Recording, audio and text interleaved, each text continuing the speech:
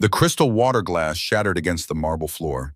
3 seconds later, his fist connected with her face. She was 8 months pregnant, standing at her own dinner table, surrounded by guests who watched in frozen horror. But here's what her millionaire husband didn't know. The butler was recording everything, and he had been recording for 6 months. What Theodore Ashworth thought was a moment of rage was actually his wife's final move in a chess game she had been playing for 11 months. A game that would cost him his freedom, his fortune, and everything he thought he controlled. This is not just a story about betrayal. This is a story about a woman who turned her prison into a trap, who transformed her fear into a weapon, who made her abuser's worst nightmare come true. By the end of this story, you will understand why the most dangerous person in that mansion was not the man with the fists. It was the woman with the plan. The crystal water glass shattered against the marble floor 3 seconds before his fist connected with her face. Eloise Ashworth did not see the blow coming. She heard it first. The crack of his knuckles against her cheekbone, then the taste of copper flooding her mouth. Her lip had split open. Blood dripped onto the white linen tablecloth like red wine spilling in slow motion. She gripped the edge of the mahogany dining table. 8 months pregnant, she refused to fall. Her knees wanted to buckle, her body screamed at her to collapse, but she would not give him that satisfaction. Not tonight, not with witnesses watching. The dining room of the Ashworth estate had never been so silent. 5 people sat frozen around the table. Garrett Holbrook, her husband's business partner, had stopped mid-bite. His fork hovered in the air. His wife Deborah pressed a napkin to her mouth. Her eyes were wide with horror. At the head of the table, Vivian Ashworth, her mother-in-law, simply stared. Not at Ellie, at her son, as if she had seen this before. Theodore Ashworth III stood over his wife. His hand was still raised. His chest heaved with rage. The charming smile he wore for the world had vanished completely. In its place was the monster Ellie had lived with for 5 years. "Did you just correct me, sweetheart?" His voice was ice. "In front of my guests?" Ellie touched her lip. Her fingers came away red. She looked at the blood. Then she looked at Bernie. Bernard Whitmore stood by the sideboard. He had been the Ashworth family butler for 32 years. He was 58 years old. His posture was perfect.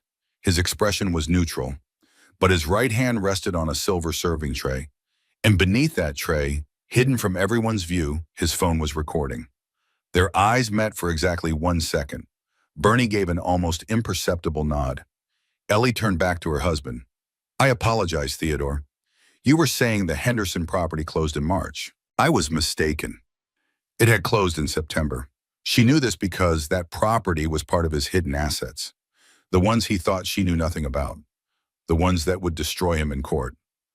"That's right." Theodore smoothed his jacket. The charm flickered back into place like a light switch. "I was saying it closed in March. Garrett, you remember the paperwork?" Garrett cleared his throat. "Yes, March. Of course." No one looked at Ellie. No one acknowledged the blood now dripping onto her white maternity dress. No one mentioned the crack that had echoed through the formal dining room. The silence stretched. The grandfather clock in the corner ticked, ticked, ticked. Deborah Holbrook finally broke the tension. "Perhaps we should all take a breath. Ellie, dear, are you all right?"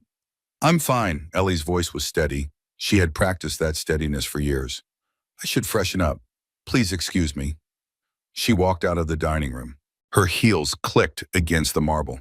Each step sent pain shooting through her swollen feet. Her cheek throbbed. Her lip burned. But she kept walking.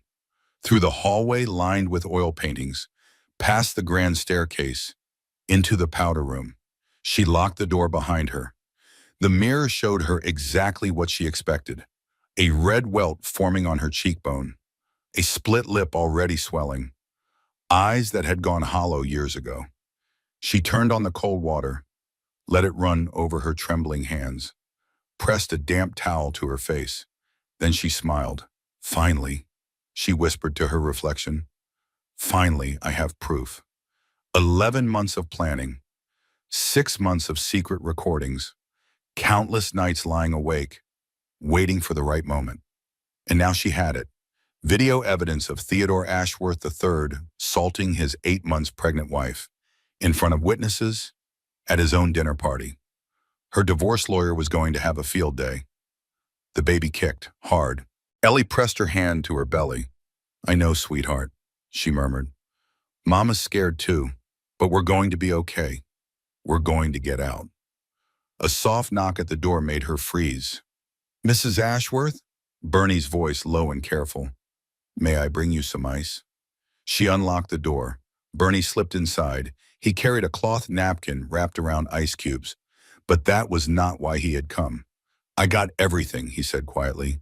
"The glass breaking, the strike, his words, your response, the silence afterward." Ellie took the ice, pressed it to her cheek. The cold was a relief. "Send it to Patricia tonight," she said. "Use the encrypted email." "Already done, Mrs. Ashworth. I sent it from the pantry." Patricia Callahan was the best divorce attorney in the state. She specialized in cases against powerful men. She had been building Ellie's case for 8 months, and now she had the evidence that would win it. "Thank you, Bernie." Ellie's voice cracked, just slightly. "I don't know what I would have done without you." The old butler's eyes softened. "You would have found another way, Mrs. Ashworth. You are stronger than you know." She did not feel strong. She felt exhausted, terrified. 8 months pregnant and bleeding in a powder room while her abuser entertained guests in the next room. But she also felt something something she had not felt in 5 years. Hope. "We should return," Bernie said. "Mr. Ashworth will become suspicious."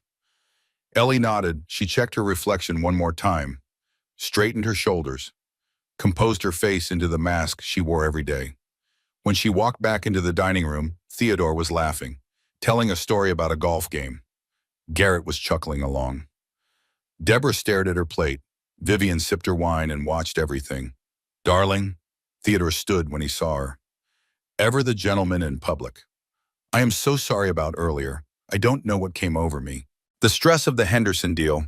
Please sit down. Let me pour you some water." "Thank you, Theodore." She took her seat. Let him fuss over her. Let him play the repentant husband. The other guests pretended nothing had happened. That was how it worked in their world. You did not acknowledge the ugly things. You did not speak of violence at dinner parties. You smiled and moved on and pretended everything was fine. But things were not fine. And after tonight, they never would be again. Ellie ate her dessert, made small talk about the charity gala next month, complimented Deborah's new earrings, played the perfect hostess despite the blood that had dried on her dress. At 10:30, the guests had finally left. Garrett shook Theodore's hand at the door. Deborah hugged Ellie carefully, avoiding her injured cheek. "Take care of yourself, dear," Deborah whispered. There was something in her voice, something that sounded almost like a warning. Then they were gone. And Ellie was alone with her husband. Theodore closed the front door, locked it, turned to face her. "I hope you learned your lesson tonight," he said. His voice was casual, as if discussing the weather. "I will not be embarrassed in front of my associates." "I understand." Ellie kept her eyes down, submissive. That was what he wanted. "Good." He loosened his tie, headed for the stairs. "I'm going to bed. Try not to disturb me when you come up." She listened to his footsteps fade, heard the bedroom door close. Only then did she exhale. Bernie appeared beside her, silent as always. "The video is with Mrs. Callahan," he confirmed. "She has already responded. She says it is exactly what she needed." Ellie closed her eyes. 11 months of fear, 11 months of planning, 11 months of playing the dutiful wife while secretly building her escape. Tonight was the beginning of the end. She pressed her hand to her belly again. The baby had quieted. "We did it, sweetheart," she whispered. "We did it. Now we just have to survive a little longer." Bernie cleared his throat. "Mrs. Ashworth, there is something else. Mrs. Callahan believes, given the severity of tonight's incident, you should not wait. She wants to file the papers this week." This week? Ellie had expected to wait until after the baby was born, to have more time to prepare. But Patricia was right. After tonight, waiting was dangerous. Theodore had hit her before, but never this hard, never in front of witnesses. He was escalating, and a man who would punch his pregnant wife at a dinner party was a man capable of much worse. "Tell her yes," Ellie said. "File the papers. I'm ready." Bernie nodded. Something that might have been relief crossed his weathered face. I will have everything prepared, Mrs. Ashworth. You will not face this alone. Ellie looked at the butler who had become her unlikely savior. The man who had watched Theodore's father abuse Theodore's mother for years. The man who had stayed silent when Margaret Ashworth died. The man who refused to stay silent again. I know I won't, Bernie. Thank you for everything. She climbed the stairs slowly. Her body ached. Her face throbbed. Her heart pounded with fear and anticipation. In the bedroom, Theodore was already asleep, snoring. His hands still smelled of expensive scotch when she passed by his side of the bed. Ellie lay down carefully, stared at the ceiling, counted the ornate moldings she had once thought were beautiful. Now they looked like prison bars. 11 months ago, everything had changed. When she discovered she was pregnant. When she realized she could not bring a child into this nightmare. Tonight, everything would change again. She placed both hands on her swollen belly, felt her daughter kick, strong, live, fighting, just like her mother. The pregnancy test had 2 pink lines. Ellie sat on the bathroom floor of the Ashworth estate. The cold marble seeped through her silk robe. Her hands shook so badly she could barely hold the plastic stick. Pregnant. She was pregnant. She should have been happy. She and Theodore had been married for 3.5 years. A baby was the next logical step.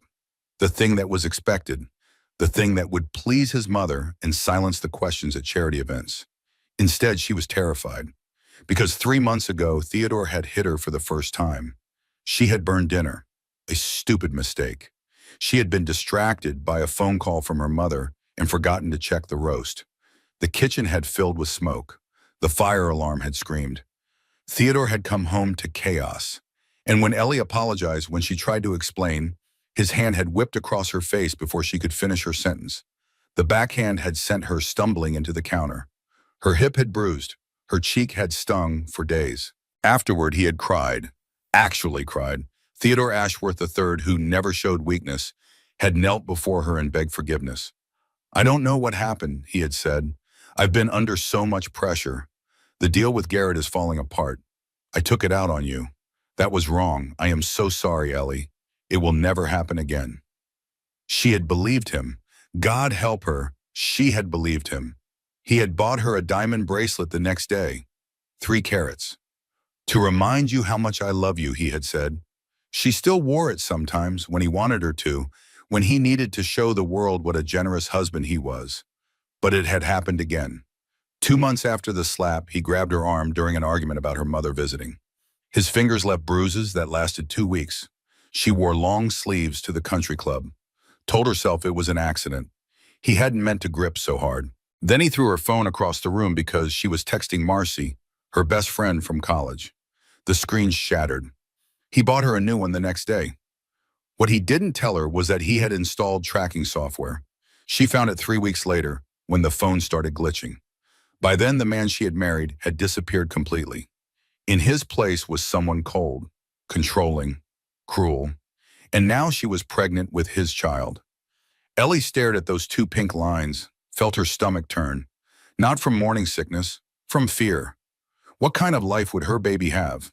Growing up in this house, watching their father hurt their mother, learning that love came with bruises and apologies and diamond bracelets. She thought about her own childhood. Her mother, Ruth, had raised her alone after her father left.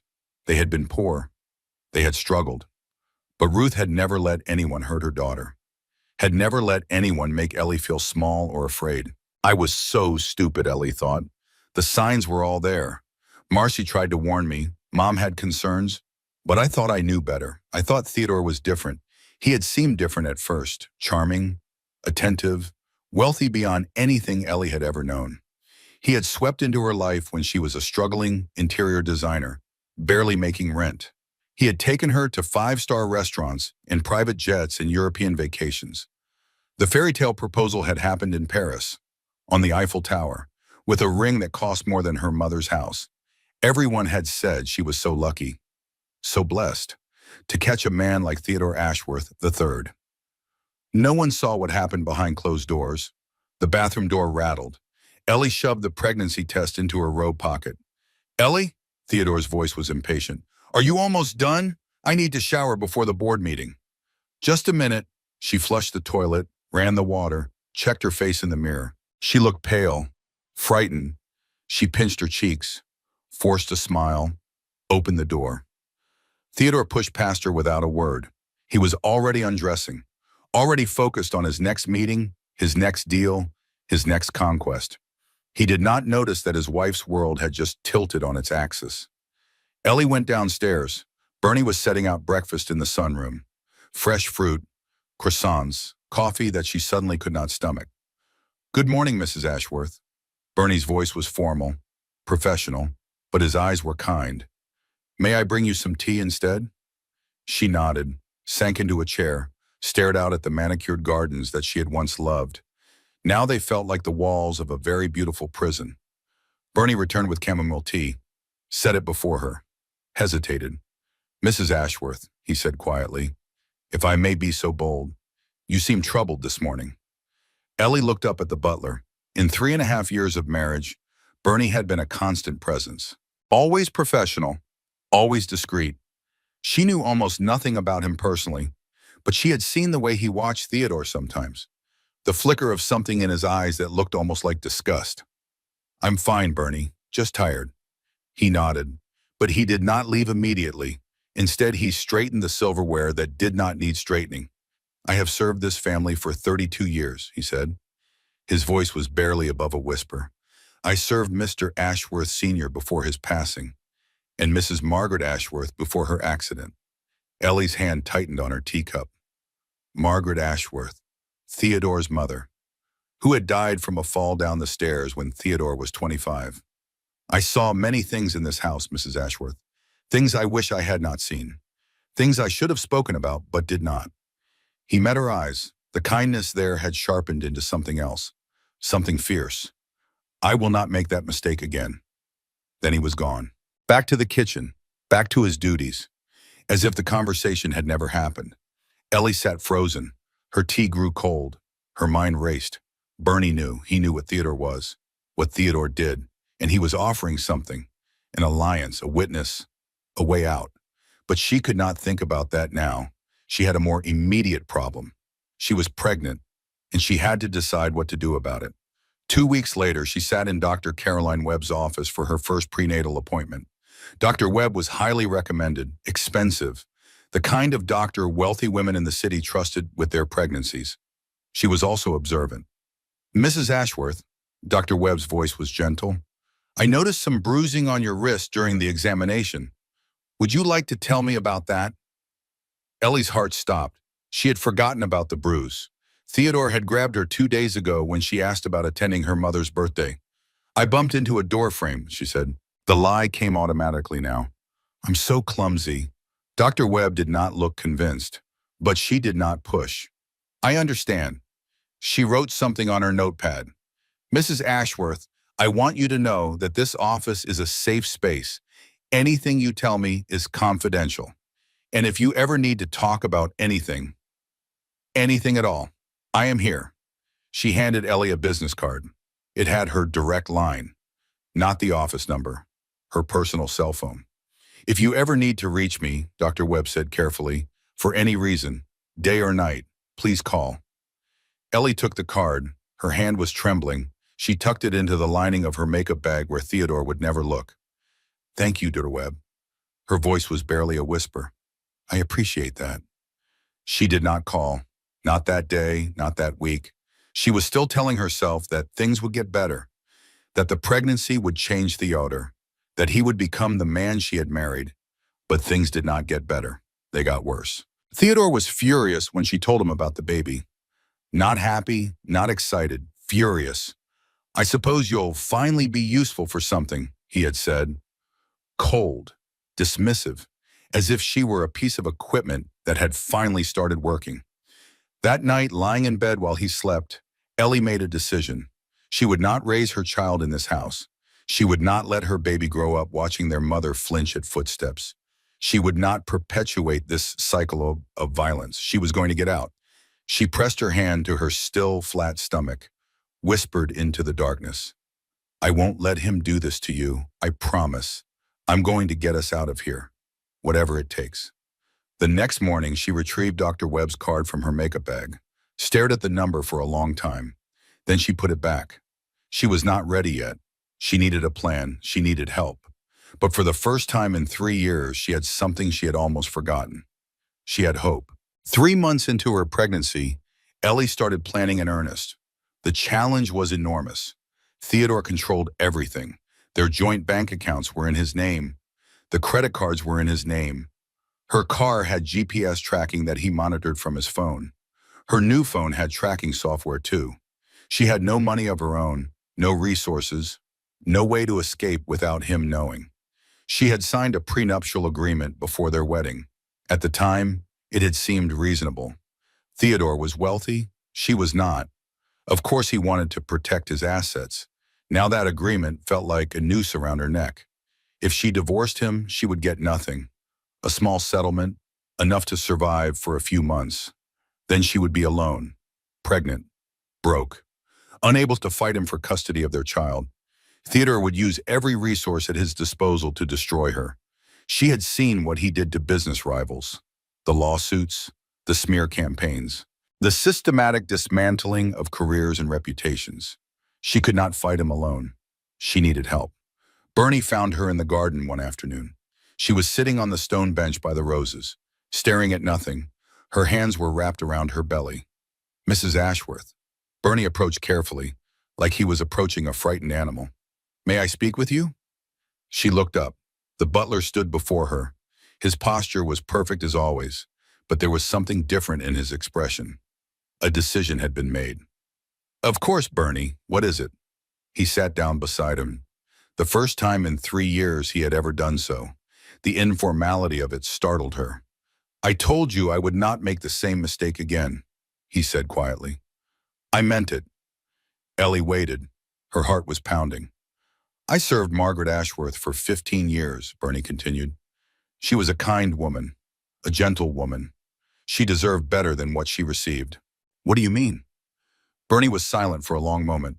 When he spoke again, his voice was barely audible. "The official story was that Mrs. Margaret fell down the stairs.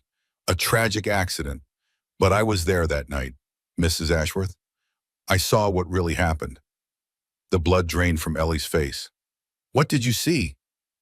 "I saw Mr. Ashworth Sr. push her."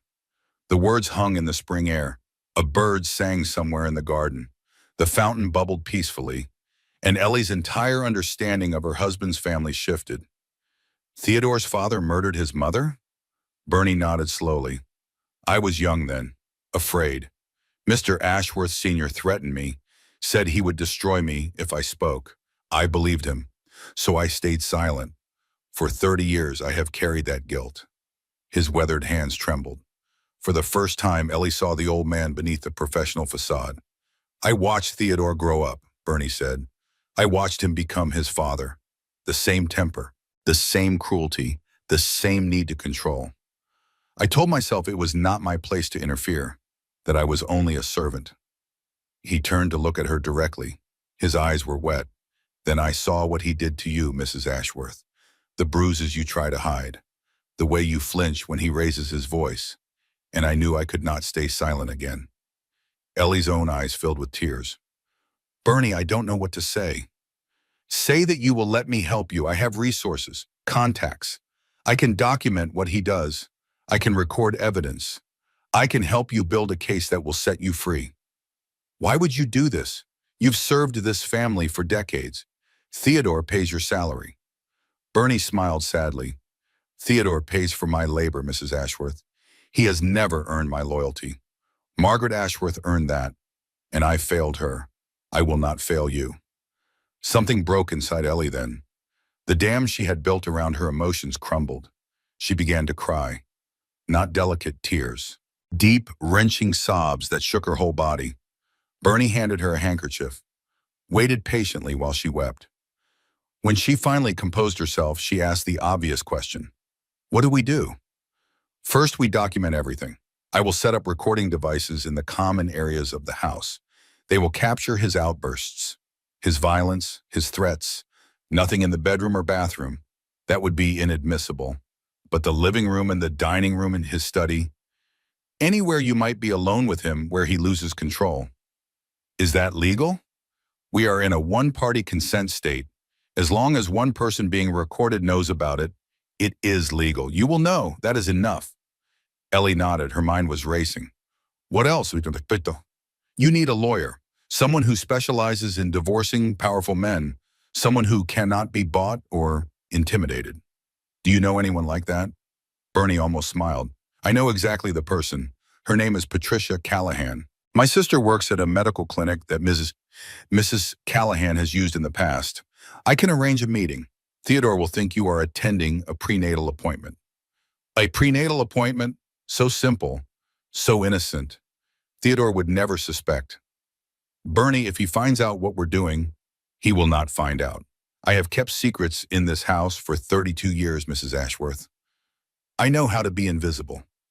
Ellie looked at the man before her, this quiet, unassuming butler who had witnessed decades of horror, who had stayed silent out of fear, who was now risking everything to help her escape. Thank you, she whispered. I don't know how I'll ever repay you. Seeing you and your child safe will be payment enough. Margaret would have wanted that. I know she would have. They sat together in the garden for a long time, planning, strategizing, building the framework of Ellie's escape. That night, she lay in bed next to Theodore, listened to his breathing, thought about the man he had become, the man he had always been. She had married a monster, the son of a monster, in a house built on secrets and violence. But she was going to tear it all down. 2 weeks later, Ellie sat in Patricia Callahan's office. The meeting had been arranged exactly as Bernie planned. Theodore thought she was seeing Dr. Webb. Instead, Bernie's sister had driven her to a discreet location downtown. Patricia Callahan was not what Ellie had expected. She was in her early 50s, plain-faced, practical. No designer clothes or expensive jewelry, just sharp eyes and sharper questions. Tell me everything, Patricia said. From the beginning, don't leave anything out. So Ellie told her. The slap, the grabbing, the throwing, the isolation from friends and family, the tracking on her phone and car, the controlling of finances, the way Theodore could shift from charming to terrifying in seconds. Patricia listened without interrupting, took careful notes. When Ellie finished, she sat back in her chair. Mrs. Ashworth, what you're describing is textbook domestic abuse. The physical violence is only part of it. The financial control, the isolation, the monitoring, these are all tactics abusers use to keep their victims trapped. Hearing it laid out so clinically was both validating and horrifying. Can you help me? I can, but I need to be honest with you about what we're facing. Patricia pulled out a copy of the prenuptial agreement. This document is ironclad. In a standard divorce, you would walk away with almost nothing. A small settlement, maybe a few $100,000. Against Theodore Ashworth's lawyers, that money would disappear in custody battles within a year. Ellie's heart sank. So there's nothing I can do? I didn't say that. Patricia leaned forward. The prenup has a morality clause. Section 12, paragraph 3. If either party is convicted of a felony during the marriage, the agreement is void. The injured party is entitled to half of all marital assets, half of $200 million. If we can prove domestic violence, Patricia continued, if we can get a conviction, you would be entitled to $100 million, plus primary custody of your child, plus whatever hidden assets we uncover. Hidden assets? Patricia smiled grimly. Men like Theodore always have hidden assets. Shell companies, offshore accounts, real estate and family members' names. We find those, and the numbers get even bigger. Ellie's head was spinning. $100 million. Custody of her baby. Freedom from Theodore forever. What do you need from me? Evidence, documentation, medical records, witness testimony. The more we have, the stronger our case. Can you get me those things? Ellie thought of Bernie, of the recording devices he was preparing, of Dr. Webb's careful documentation. Yes, she said, I can get you everything. Patricia nodded. Good, then let's get to work. Over the next 2 months, the pieces fell into place. Bernie installed tiny cameras in the living room and dining room, hidden in picture frames and potted plants. They captured Theodore's outbursts, his threats, The time he threw a vase at Ellie's head and missed by inches. Dr. Webb documented every injury, carefully, clinically, creating a paper trail that would hold up in court. And Ellie learned to survive, to play the dutiful wife, to apologize when Theodore raged, to agree when he demanded, to be invisible until she could escape. She also discovered something else. Theodore was planning too. Bernie found the evidence. Financial records hidden in Theodore's study. Shell companies in the Cayman Islands. Real estate in Vivian's name that Theodore had purchased. An account in Switzerland that didn't appear on any tax return. He's moving money, Bernie told her one afternoon. Large sums into accounts you don't have access to. I believe he's planning to leave you with nothing when the baby comes. Ellie stared at the documents. All those numbers, all those betrayals. He knew, she said slowly. He knew this marriage was failing, and he's been preparing to dispose of me. It appears so, Mrs. Ashworth. She should have been devastated. Instead, she felt something cold and hard settle in her chest. He thought he was the smart one. He thought she was just a pretty wife who would do as she was told. He had no idea what she was capable of.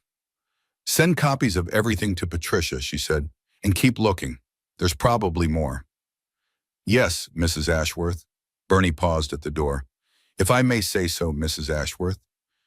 You are handling this remarkably well.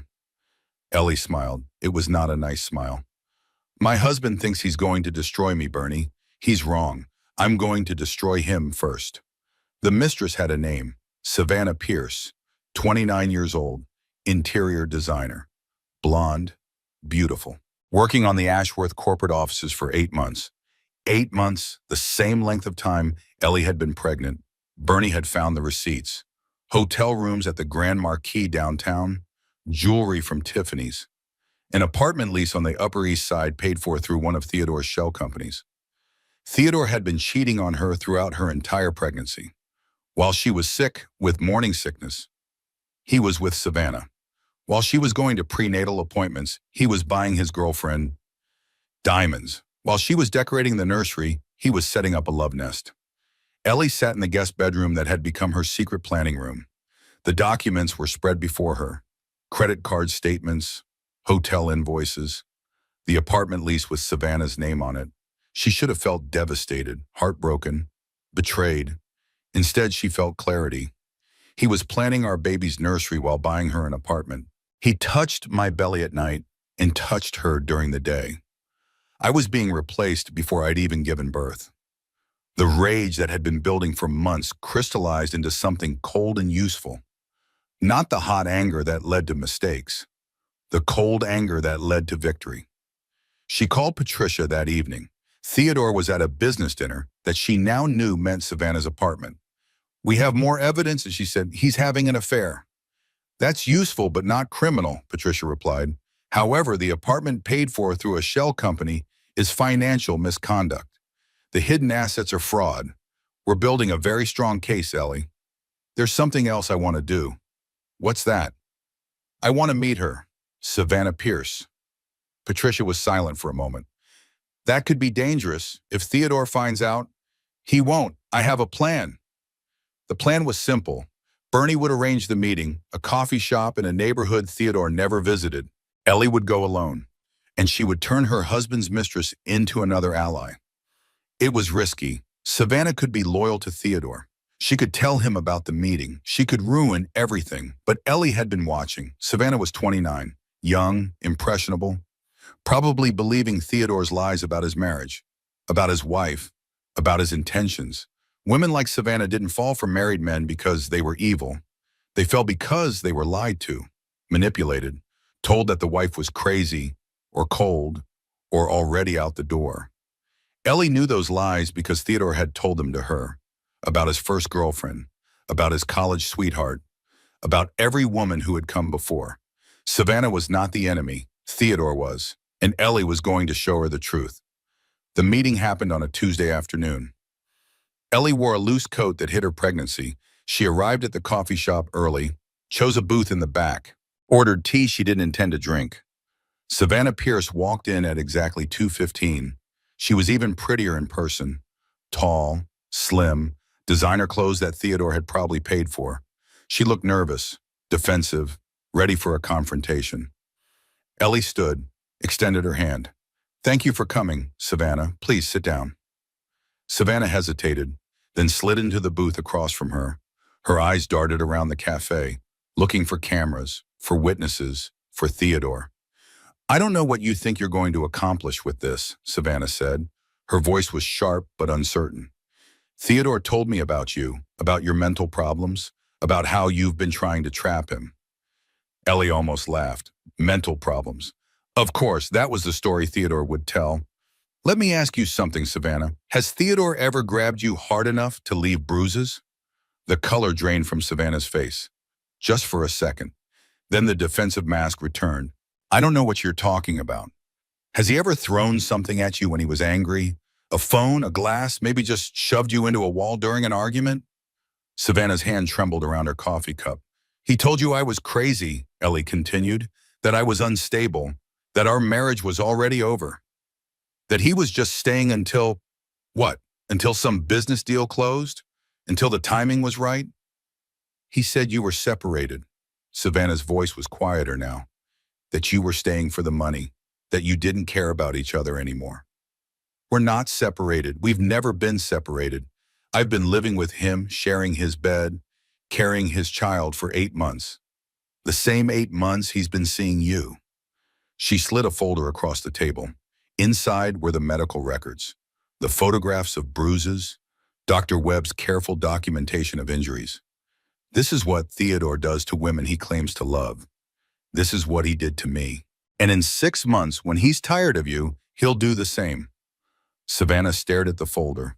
Her hands shook as she opened it, turned the pages, saw the photographs of Ellie's bruised arms, her swollen face, the medical notes detailing injuries inconsistent with patient's explanation. "I didn't know." Her voice cracked. "He told me you were, he said, he lied. That's what men like Theodore do. They lie, they manipulate, they charm you until you're trapped. Then they show you who they really are." Savannah looked up, her eyes were wet. "There was another woman before me, wasn't there?" Ellie nodded. 3 others, that I know of. Bernie found evidence of affairs going back 15 years. Theodore's father was the same way, his grandfather too. Probably. It's a pattern." "Oh God," Savannah pressed her hands to her face. "Oh God, I'm such an idiot." "You're not an idiot. You were deceived. There's a difference." They sat in silence for a long moment. Savannah processed. Ellie waited. Finally, Savannah spoke. "What do you want from me?" "Nothing if you don't want to give it. I'm not here to threaten you or make demands. I just wanted you to know the truth." She stood, gathered her purse. "I'm leaving the folder. You can do whatever you want with it. Throw it away, show it to Theodore, or—" She paused, met Savannah's eyes. "Or you can save yourself the way I'm trying to save myself. You have access to things I don't. Financial records, emails, conversations, the evidence of what he's hiding. And if I get that evidence," Ellie pulled a business card from her purse. "Patricia Callahan's name and number. Call this woman. She can help you too. Whatever Theodore promised you, he won't deliver. Men like him never do. But Patricia can help you protect yourself." She left the card on the table, walked toward the door. "Ellie," Savannah's voice stopped her. "I'm sorry for everything. I really didn't know." Ellie looked back at the young woman. So pretty, so naive, so much like Ellie herself had been 4 years ago. "I know you didn't. That's why I'm here." She walked out of the cafe without looking back, but she left the folder, and she left the card. 2 weeks later, Patricia called with news. "Savannah Pierce reached out to me," the lawyer said. "She has bank statements, emails, proof of the hidden assets that we couldn't find on our own." Ellie closed her eyes, relief washed through her. She's willing to provide evidence against Theodore? More than that, she's willing to testify if needed. Theodore promised her he would leave you after the baby was born, that they would be together. Now she knows he was lying. The enemy of my enemy is my friend. Ellie had gambled and won. What happens now? Now we have everything we need: medical records, video evidence, financial fraud, witness testimony. All we need is one more thing. What's that? Patricia's voice was careful. measured. We need Theodore to commit an act of violence that cannot be denied, something witnessed, something recorded, something that will guarantee a criminal conviction. Ellie's hand moved to her belly. The baby kicked. I think I know how to make that happen. 7.5 months pregnant. The dinner party was 3 weeks away. Ellie planned every detail with military precision. The guest list, the menu, the seating arrangement, the timing of when she would make her move.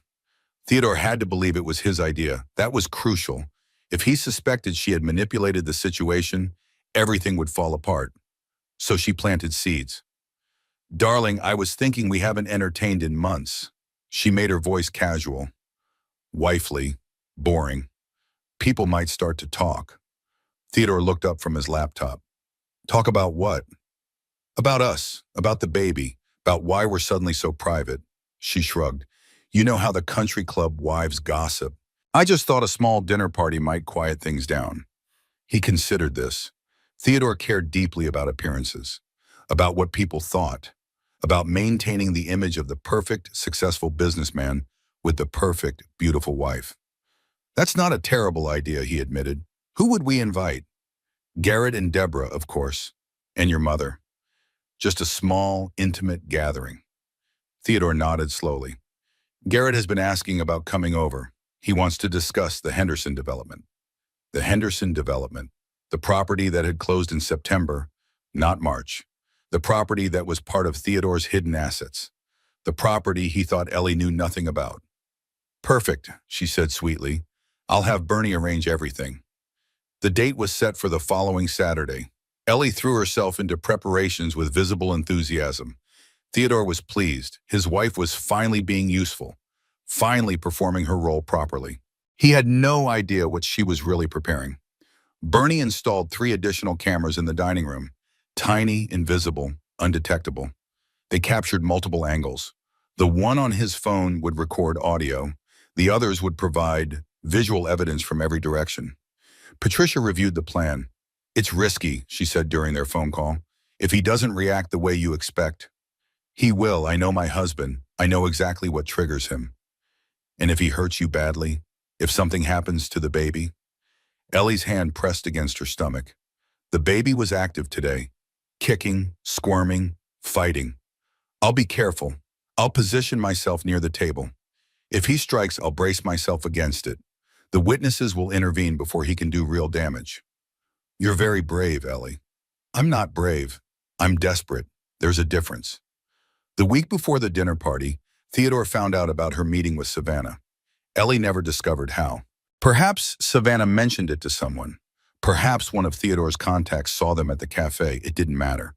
What mattered was the explosion that followed. Theodore came home from work at 7:15. His footsteps were heavy on the marble. Ellie heard them from the sitting room.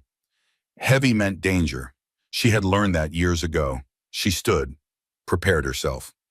What the hell is wrong with you? He was in the doorway. His face was red. A vein pulsed in his forehead. Theodore, I don't understand. You met with her, with that Pierce woman behind my back.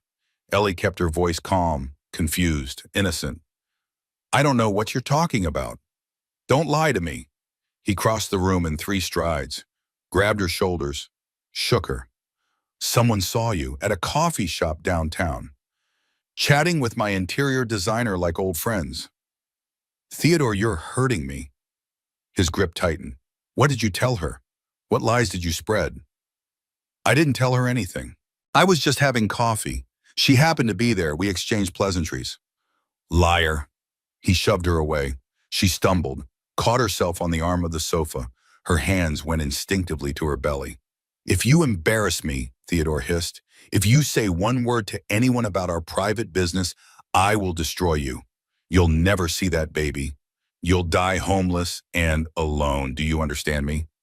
Yes, her voice was small, submissive, exactly what he wanted. I understand. He stared at her for a long moment. The rage flickered, dimmed. The mask started to slide back into place. Good. Now stop crying and clean yourself up. You look pathetic. He left. His footsteps echoed down the hallway. The door to his study slammed. Ellie sank onto the sofa. Her whole body was shaking. But she wasn't crying, she was thinking. Bernie appeared in the doorway. His phone was in his hand. I recorded everything, he said quietly. Every word, every threat. Send it to Patricia. Add it to the file. Mrs. Ashworth, are you certain about Saturday? He's escalating. The danger. I know the danger, Bernie. She looked up at him. Her eyes were dry, cold, determined. That's exactly why Saturday has to happen. If I don't end this now, he will end me. Bernie nodded slowly. Very well, Mrs. Ashworth. I will be ready. She spent the rest of the week preparing. Not for the dinner party, for its aftermath, a bag packed with essentials hidden in Bernie's car, documents copied and stored with Patricia, a safe house arranged through Bernie's contacts, a burner phone with only 3 numbers programmed, Patricia, Bernie, and Dr. Webb. Theodore noticed nothing. He was distracted by business, by the Henderson deal that was apparently more complicated than expected, by whatever else occupied his mind. He did not notice that his wife was preparing for war. The morning of the dinner party, Ellie woke early. Theodore was already gone. A breakfast meeting, he said. Probably Savannah's apartment. She showered slowly, dressed carefully. The white maternity dress she had chosen was perfect. Pure, innocent. The image of pregnant vulnerability. Bernie had pressed it that morning. His hands had trembled slightly. Are you certain, Mrs. Ashworth? I'm certain, Bernie. Tonight everything changes. She descended the stairs at 5:30. The dining room was immaculate. Fresh flowers, crystal glasses, the good china that was only used for special occasions. 3 cameras hidden in the corners. 1 phone ready to record audio. Witnesses arriving in 2 hours. Ellie sat at the empty table, ran her fingers along the white linen cloth. By midnight, there would be blood on this cloth, her blood. But it would be the last time Theodore ever touched her. She pressed her hand to her belly. The baby was quiet, resting. Just a few more hours, sweetheart, she whispered. Then we're free. The first guest arrived at 7:45. Vivian Ashworth swept into the dining room in a cloud of lavender perfume. She wore diamonds and disapproval in equal measure. Eloise, she air-kissed both of Ellie's cheeks. You look enormous. How much longer until you're due? 5 weeks, Vivian. I was much smaller when I carried Theodore. But then I watched my diet carefully. Ellie smiled, the same smile she had worn for 4 years.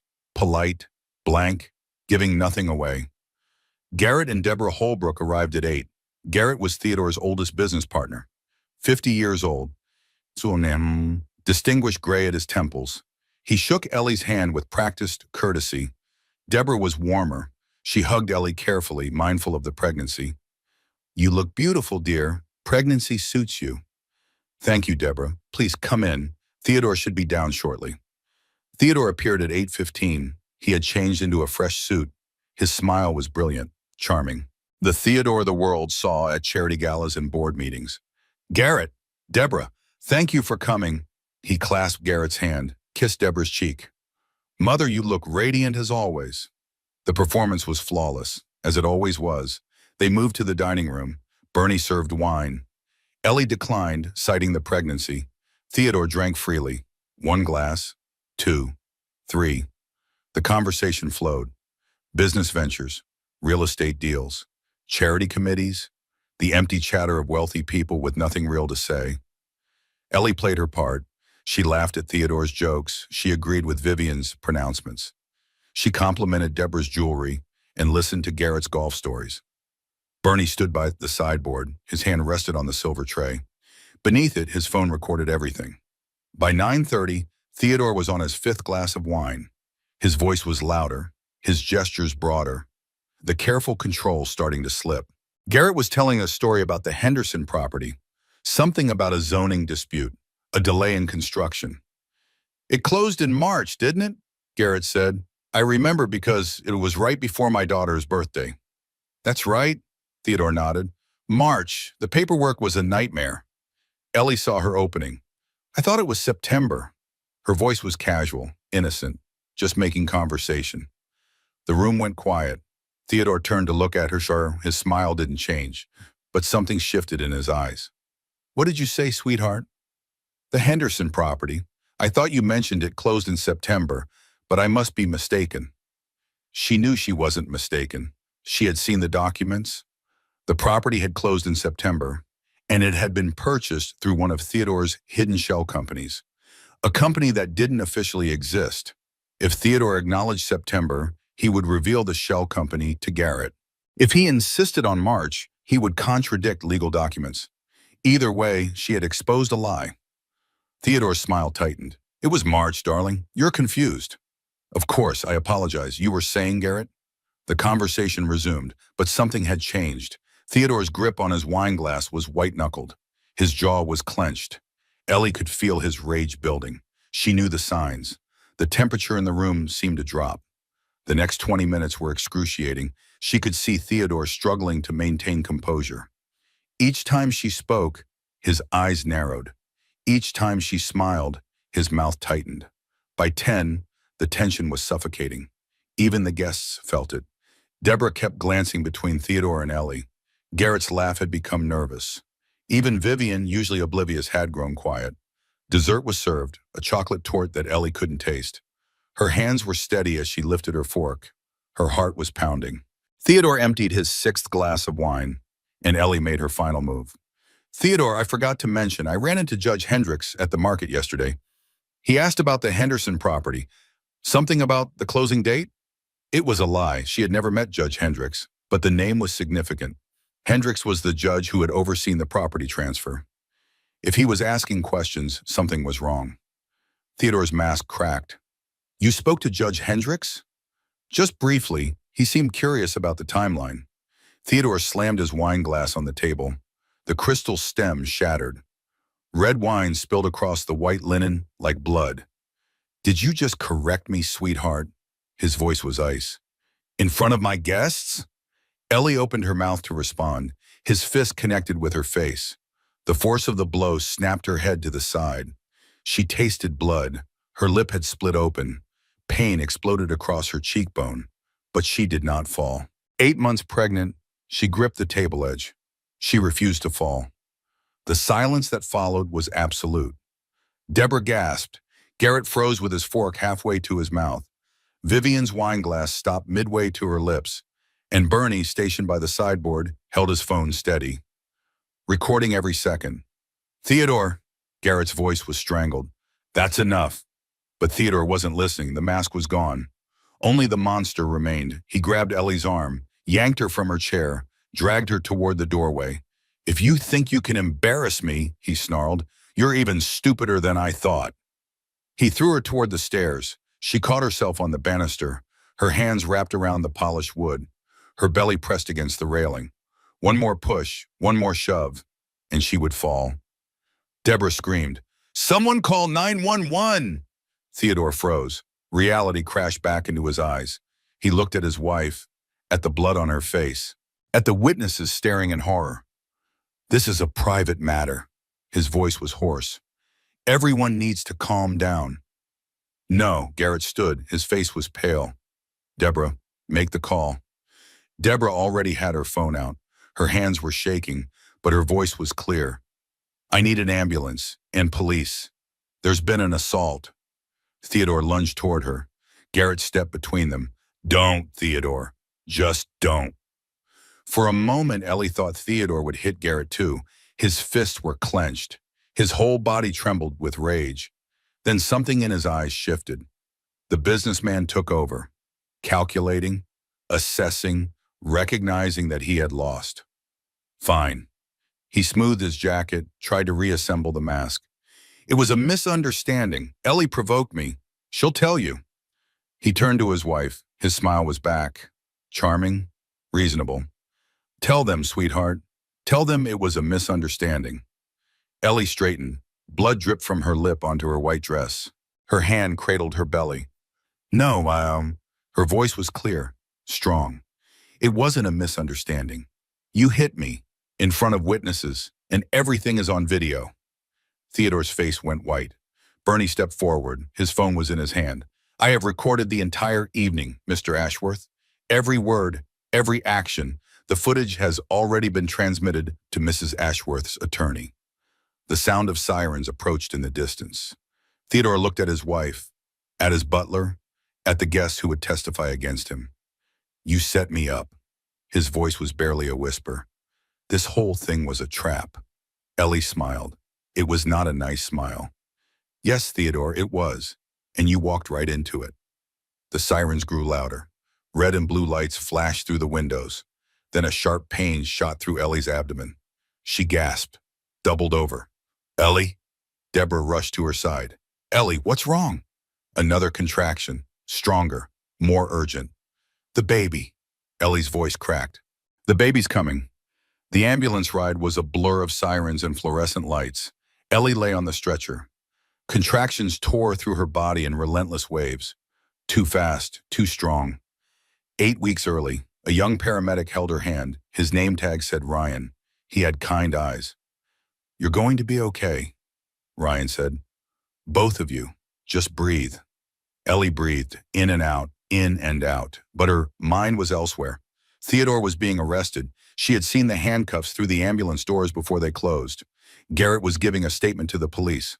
Bernie had handed over his phone with the video evidence. Everything she had planned was happening. But she had never expected this.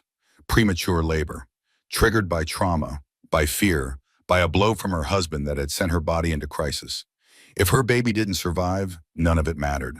The money, the freedom, the victory, none of it meant anything if Charlotte died. Charlotte, she had chosen the name months ago, after Theodore's grandmother. A peace offering to Vivian. A strategic move in her careful game. Now it was just a name. A hope. A prayer. The hospital rushed toward them. Bright lights, automatic doors, nurses in scrubs running alongside the stretcher. She's 8 months pregnant, Ryan called out. Premature labor triggered by assault. She's also got facial contusions, split lip, possible cheekbone fracture. They wheeled her into a room. Machines beeped. Voices shouted instructions. Someone started an IV. Someone else attached monitors to her belly. Dr. Webb appeared. Her calm face was a lifeline in the chaos. Ellie, I'm here. You're at St. Mary's. We're going to take care of you. The baby. Ellie grabbed Dr. Webb's hand. Please, save my baby. We're going to do everything we can, but I need you to stay calm. Your blood pressure is through the roof. Stress is making the contractions worse. Stay calm. Her husband had just punched her in the face. She was in premature labor. She might lose her daughter. How was she supposed to stay calm? Another contraction hit. She screamed. The pain was unbearable, worse than anything Theodore had ever done to her. She's at 8 centimeters, someone said. We need to prep for delivery. It's too fast, Dr. Webb replied. The baby's heart rate is dropping. We need to do an emergency C-section. Everything happened quickly after that. Consent forms signed with shaking hands. A surgical gown. A cold operating room. Faces covered with masks looking down at her. You're going to feel some pressure, the anesthesiologist said. Then you'll feel nothing below your chest. The numbness spread. Ellie stared at the ceiling. The fluorescent lights blurred through her tears. This was supposed to be a moment of joy. The birth of her first child. Instead, she was alone. Beaten. Terrified. Her mother was hundreds of miles away. Her best friend hadn't spoken to her in years. Her husband was in a jail cell. She had never felt so alone in her life. I might die, she thought. My baby might die. And he wins. After everything, Theodore wins. The thought was unbearable. We're delivering now, Dr. Webb said. You'll feel some tugging. Ellie felt nothing, just pressure. The doctors worked behind the blue curtain. Minutes passed, hours. Time lost all meaning. Then a cry, a thin, reedy cry, the most beautiful sound Ellie had ever heard. She's out, Dr. Webb announced. She's alive. Ellie tried to sit up, couldn't move. The anesthesia held her in place. Is she okay, please? Is my baby okay? A nurse appeared with a tiny bundle, so small, so fragile, pink skin and dark hair and eyes squeezed shut. 4 pounds, 6 ounces, the nurse said. She's small, but she's fighting, just like her mama. Ellie looked at her daughter, at this tiny person she had protected for 8 months, through the beatings, through the fear, through the planning and scheming and desperate hoping. Charlotte Ruth Ashworth, born 5 weeks early, born in chaos and trauma, but alive, breathing, fighting. Ellie started to cry, not from pain this time, from relief so profound it felt like drowning. Can I hold her? Just for a moment. She needs to go to the NICU, but she's stable. She's going to be fine. They placed Charlotte in Ellie's arms. She was so light, like holding a whisper. Hi, baby, Ellie whispered. I'm your mama. I'm so sorry for everything. But we made it. We got out. Charlotte opened her eyes, blue, like her father's. But there was nothing of Theodore in that gaze. Just innocence. Just possibility. A nurse gently took the baby. We'll bring her back as soon as she's settled. You need to rest now. Rest. Ellie almost laughed. She had just escaped a monster, given birth by emergency surgery, had her face smashed in by her husband. But her daughter was alive, and Theodore was in jail. And Bernie had the video that would destroy him. For the first time in 5 years, Ellie let herself believe it. She was going to be okay. They both were. The anesthesia pulled her under. The fluorescent lights faded. The beeping machines grew distant. Her last thought before unconsciousness was simple. We won. She woke alone. The hospital room was quiet. Gray morning light filtered through the blinds. Machines beeped steadily. Her abdomen ached where they had cut her open. She was alive. She had survived. But the room was empty. Her arms were empty. Panic seized her. Charlotte? Her voice cracked. Where's my baby? A nurse appeared immediately. Calm, professional. Mrs. Ashworth, you're awake. Charlotte is in the NICU. She's doing well. Would you like to see her? Ellie nodded frantically, tried to sit up. Pain shot through her incision. Carefully, the nurse said. You just had major surgery. Let me help you. They wheeled her to the NICU in a wheelchair. The hallways were long and sterile. Other patients passed by. Other families with their own crises. None of them knew what Ellie had endured. None of them could see the bruises hidden beneath her hospital gown. The NICU was filled with incubators. Tiny babies. Tiny lives fighting for every breath. Ellie had never seen anything so heartbreaking and hopeful at the same time. Charlotte was in the third incubator. She wore a tiny diaper and a knit cap. Wires connected her to monitors. But her chest rose and fell steadily. Her tiny fists curled and uncurled. She's beautiful, the nurse said. Strong vital signs. She's a fighter. Ellie pressed her hand against the incubator glass. Her daughter's hand was smaller than her thumb. I'm here, Charlotte, she whispered. Mama's here. I'm not going anywhere. She sat with her daughter for hours, watching her breathe, watching her sleep, memorizing every detail of her tiny face. This was what she had fought for. This was what she had risked everything to protect, a small life, a new beginning, a chance to break the cycle of violence. Bernie found her in the late afternoon. He carried a package wrapped in brown paper. Mrs. Ashworth. His voice was gentle. You should be resting. I can't leave her. I understand. He set the package on her lap. This is from Mrs. Callahan. Everything you need is inside. A new phone, yes. The key to the safe house, instructions for what comes next. Ellie looked at the package, at the butler who had saved her life. Thank you, Bernie, for everything. We are not finished yet, Mrs. Ashworth.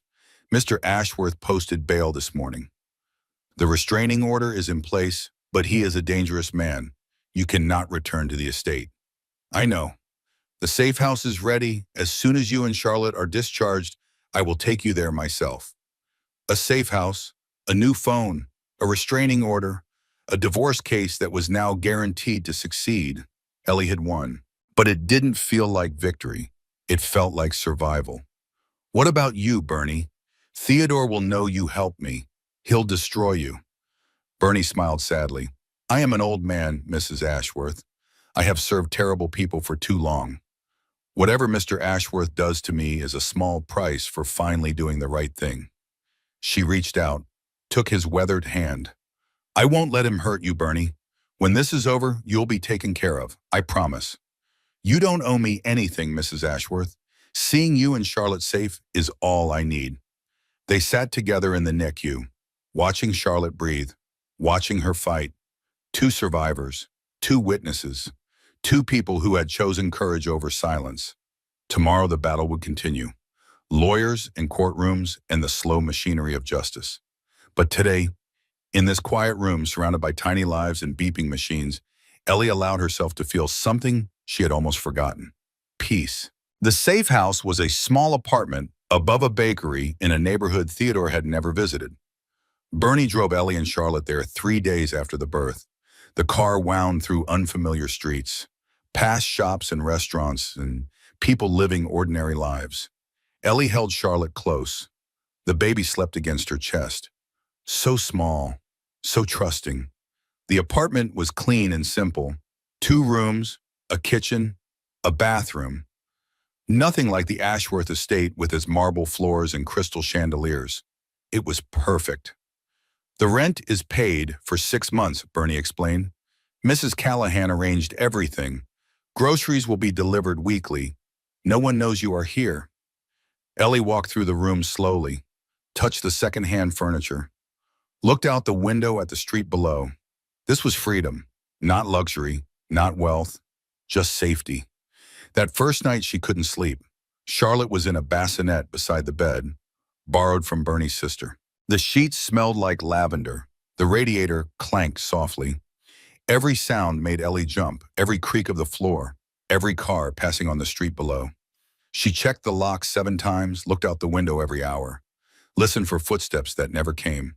She had spent 5 years living with a monster, learning to read his moods, learning to predict his violence. That fear didn't disappear just because she was physically safe.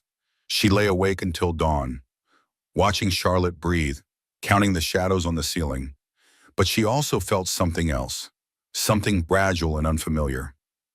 Relief. For the first time in 5 years, no one would hit her. No one would grab her. No one would throw things at her head. She was free, broken and bruised and exhausted, but free. The first week passed slowly. Patricia came by twice. She brought documents to sign, updates on the case, news about Theodore.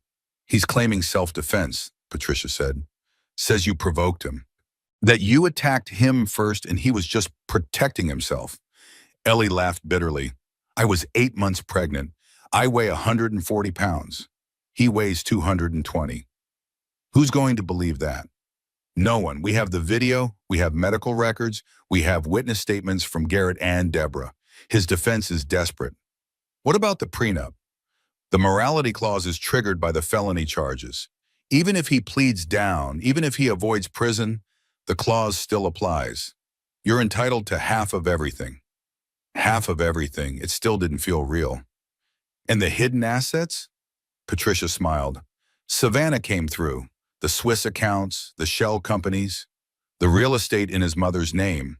It's all documented. Combined with what Bernie found, Theodore's net worth is actually closer to 300 million than 200 million. Half of that is yours. $150 million. Ellie had grown up counting pennies. Now she would have more money than she could spend in 10 lifetimes. But it wasn't about the money. It had never been about the money. It was about Charlotte, about giving her daughter a life free from violence, a future without fear. The second week brought an unexpected visitor. Ellie was feeding Charlotte when the doorbell rang. Bernie checked before opening. Then he smiled, actually smiled. "Mrs. Ashworth, there is someone here to see you." Vivian Ashworth stood in the doorway. Ellie's first instinct was fear. This was Theodore's mother, his enabler, the woman who had dismissed and belittled Ellie for 4 years. But Vivian looked different, smaller somehow, older. The diamonds and disapproval were gone. In their place was something that might have been shame. "May I come in?" Ellie hesitated, then nodded. Vivian entered the small apartment, looked around at the modest furniture, the baby bottles on the counter, the laundry drying on a rack. "I know what you must think of me," Vivian said, "and you're right to think it." "Why are you here, Vivian?" The older woman sat down heavily.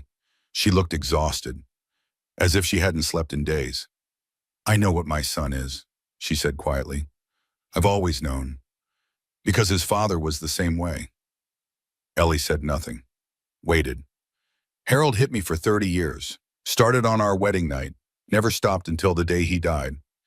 Vivian's voice was flat, emotionless, as if reciting facts from a history book. "I told myself it was normal, that all husbands were like that. that I just needed to be a better wife. I'm sorry, Vivian, but that doesn't excuse. I know.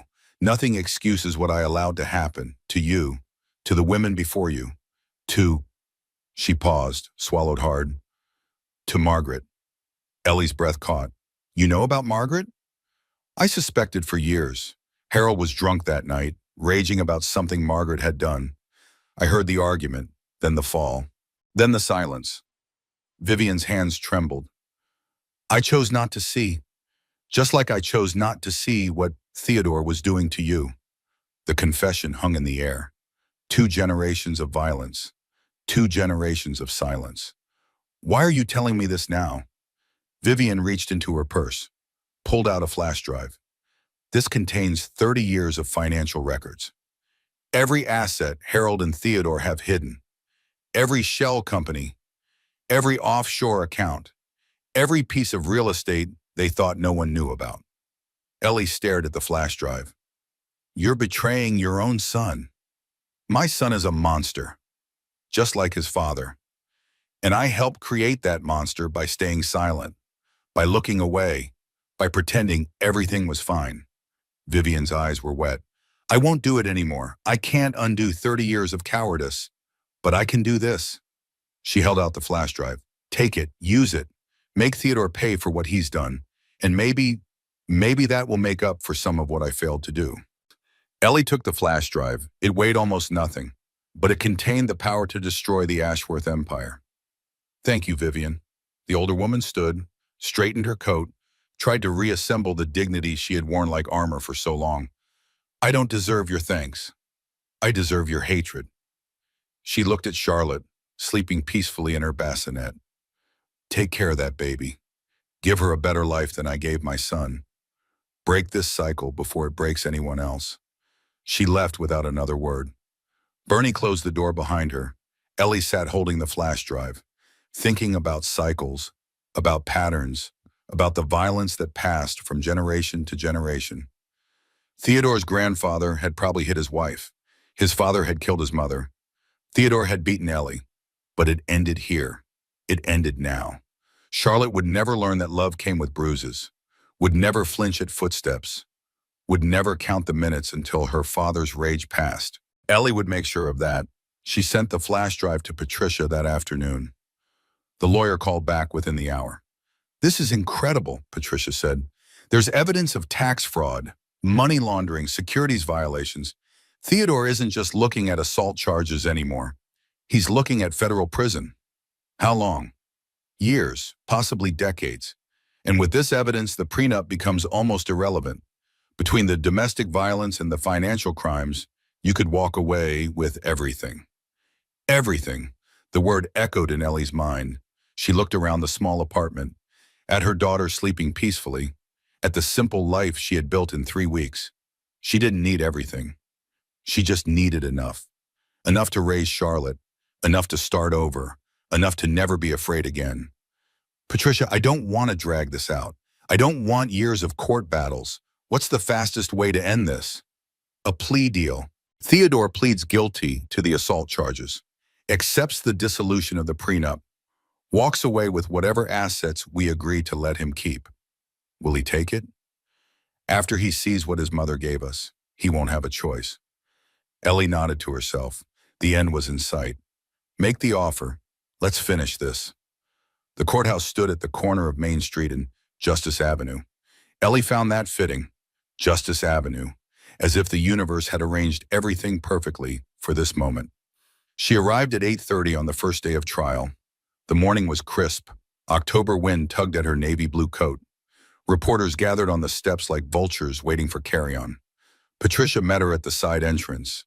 A security detail flanked them both. 2 former police officers that Patricia had hired specifically for this trial.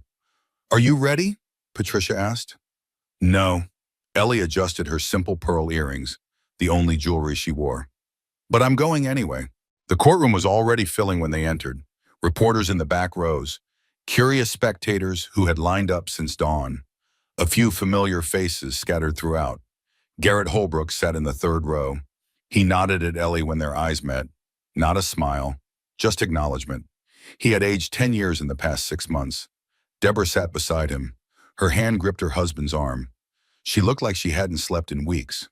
Vivian Ashworth was there too, in the very last row, dressed in black as if attending a funeral. Perhaps she was. Theodore entered through a side door at 9:15. Ellie hadn't seen him since the night of the dinner party. 6 months of restraining orders and legal proceedings had kept them apart. He looked diminished somehow, thinner, paler. The expensive suit hung loose on his frame. The confident swagger was gone. But when his eyes found Ellie across the courtroom, the hatred was still there. Burning, undiminished. She held his gaze, did not look away. I am not afraid of you anymore, she thought. You have no power over me. Theodore looked away first. The judge entered. The Honorable Margaret Chen, 63 years old, known for her strict adherence to procedure and her intolerance for theatrics. All rise. The courtroom stood. The ritual began. The State versus Theodore Ashworth III, case number 7429. The defendant is charged with assault in the second degree, domestic violence, and child endangerment. How does the defendant plead? Theodore's lawyer stood. James Whitfield, the most expensive defense attorney in the state. Theodore had paid him $500,000 to make this go away. Not guilty, Your Honor. The words hit Ellie like a physical blow. Not guilty. After everything, after the video, after the witnesses, after the medical records, he was going to fight. Patricia had warned her this might happen. Theodore's ego wouldn't allow him to plead guilty, to admit fault, to accept that he had been caught. But hearing those words in the courtroom made it real. This was going to be a war. The prosecution began with opening statements.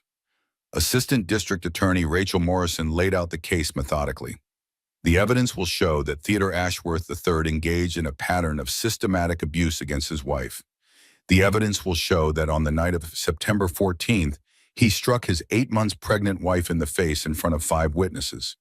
The evidence will show that his assault triggered premature labor, endangering the life of his unborn child. She paused, looked at the jury. The evidence will show that this was not an isolated incident. It was the culmination of years of violence. And thanks to the courage of his victim and the diligence of a witness who could no longer stay silent, we have irrefutable proof. The defense countered with predictable arguments. Theodore was a respected businessman, a pillar of the community, a man under tremendous stress who had made a single mistake. My client is not a monster, Whitfield declared. He is a human being who lost control for a moment he deeply regrets. The prosecution wants you to believe this was a pattern, but the evidence will show otherwise.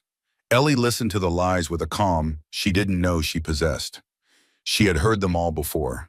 Every excuse, every justification, every attempt to minimize what Theodore had done. But this time, the truth would win. The first witness was Bernard Whitmore. Bernie walked to the stand with the dignity of a man who had finally found peace.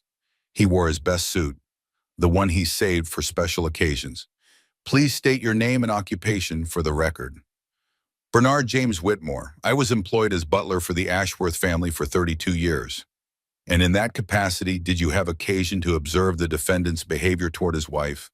Yes. I observed many incidents of verbal and physical abuse over the course of their marriage. The prosecution guided Bernie through his testimony with careful precision. The incidents he had witnessed, the bruises he had seen, the sounds of violence he had heard through closed doors. Mr. Whitmore, why did you begin recording these incidents? Bernie's answer was slow, measured, heavy with decades of guilt. Because I failed to act once before. When I was a young man, I witnessed Theodore's father assault his mother. I saw things I should have reported, but I was afraid. I was a servant. I had no power. So I stayed silent. He paused. His weathered hands gripped the witness stand. When Margaret Ashworth died, I told myself it was an accident, that I hadn't seen what I knew I had seen. I carried that lie for 30 years. What did you see, Mr. Whitmore? Whitfield jumped up. Objection. Relevance. This trial is about the defendant, not his deceased father. Judge Chen considered. I'll allow it. The witness may answer. Bernie looked at the jury. 12 strangers who would decide Theodore's fate. I saw Harold Ashworth push his wife down the stairs. I watched her fall. I heard her neck break when she hit the bottom. The courtroom erupted. Reporters scribbled frantically. Spectators gasped. Even the judge looked shaken. Order. Judge Chen banged her gavel. Order in the court. When silence returned, Bernie continued. I should have spoken then. I should have gone to the police. But Harold Ashworth threatened me. He said he would destroy me if I ever told anyone. So I kept quiet. I let a murderer go free. His voice cracked. When I saw Theodore doing the same things to Ellie, I knew I couldn't stay silent again. I couldn't watch another woman die in that house. So I started recording. Every incident, every threat, every act of violence. And on the night of September 14th, were you recording? Yes. I positioned myself by the sideboard with my phone hidden beneath a silver tray. I recorded the entire evening. The prosecution introduced the video as evidence. Exhibit A, the cornerstone of their case. But that would come later. First, they needed to establish the pattern. Day 2 brought Dr. Caroline Webb to the stand. The doctor testified for 3 hours. She described every injury she had documented, every lie Ellie had told to explain the bruises, every note she had made in her careful medical records. Dr. Webb, in your professional opinion, were these injuries consistent with the explanations Mrs. Ashworth provided? No, they were not. Can you elaborate? Dr. Webb turned to face the jury. Her voice was calm but firm. Mrs. Ashworth told me she walked into a door. She told me she fell downstairs. She told me she bumped into furniture. But the pattern of injuries was inconsistent with those explanations. She pulled up photographs on the courtroom display. Ellie looked away. She had lived those bruises. She didn't need to see them again. The bruising on her upper arm showed a clear grip pattern. 4 fingers on one side, thumb on the other. That pattern is consistent with someone grabbing her forcefully. More photographs. The contusion on her cheek showed a distinct handprint, again inconsistent with walking into a door. More photographs.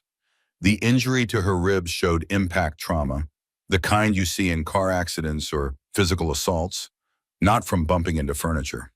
Dr. Webb looked at Theodore. Her expression was controlled, but her eyes were cold. In my 20 years of practice, I have seen hundreds of cases like this. Women who lie to protect their abusers, who make excuses, who blame themselves. Mrs. Ashworth's injuries were classic presentations of intimate partner violence. There is no other reasonable explanation. The defense tried to discredit her on cross-examination, suggested she was biased, that she saw abuse where none existed, that she had a political agenda. Dr. Webb remained unshakable. I document what I see, Mr. Whitfield. I let the evidence speak for itself, and the evidence in this case is overwhelming. Day 3 brought Savannah Pierce. She testified via video deposition from an undisclosed location. Theodore's former mistress was terrified. Ellie could see it in the way she fidgeted, the way her eyes darted off camera, but she testified anyway. Ms. Pierce, how did you meet the defendant? I was hired to redesign the offices for Ashworth Development. Theodore and I began an affair about 8 months before his wife gave birth. Did the defendant ever discuss his marriage with you? Yes, he told me his marriage was over, that he and Ellie were separated, that she was only staying for the money. Was that true? No, Savannah's voice wavered.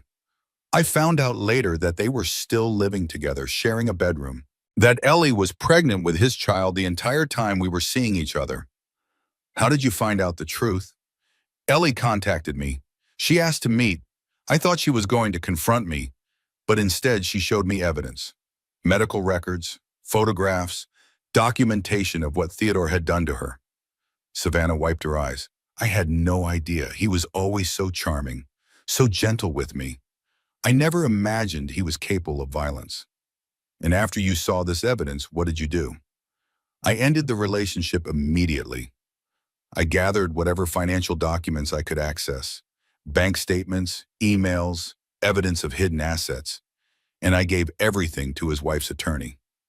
The defense tried to paint Savannah as a scorned woman seeking revenge, a liar trying to hurt the man who had rejected him or her. It didn't work.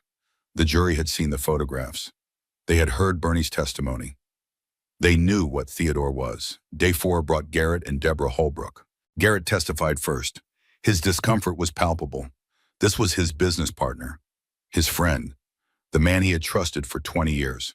Mr. Holbrook, please describe what you witnessed at the dinner party on September 14th. Garrett swallowed hard. We were having dessert. The conversation turned to the Henderson property.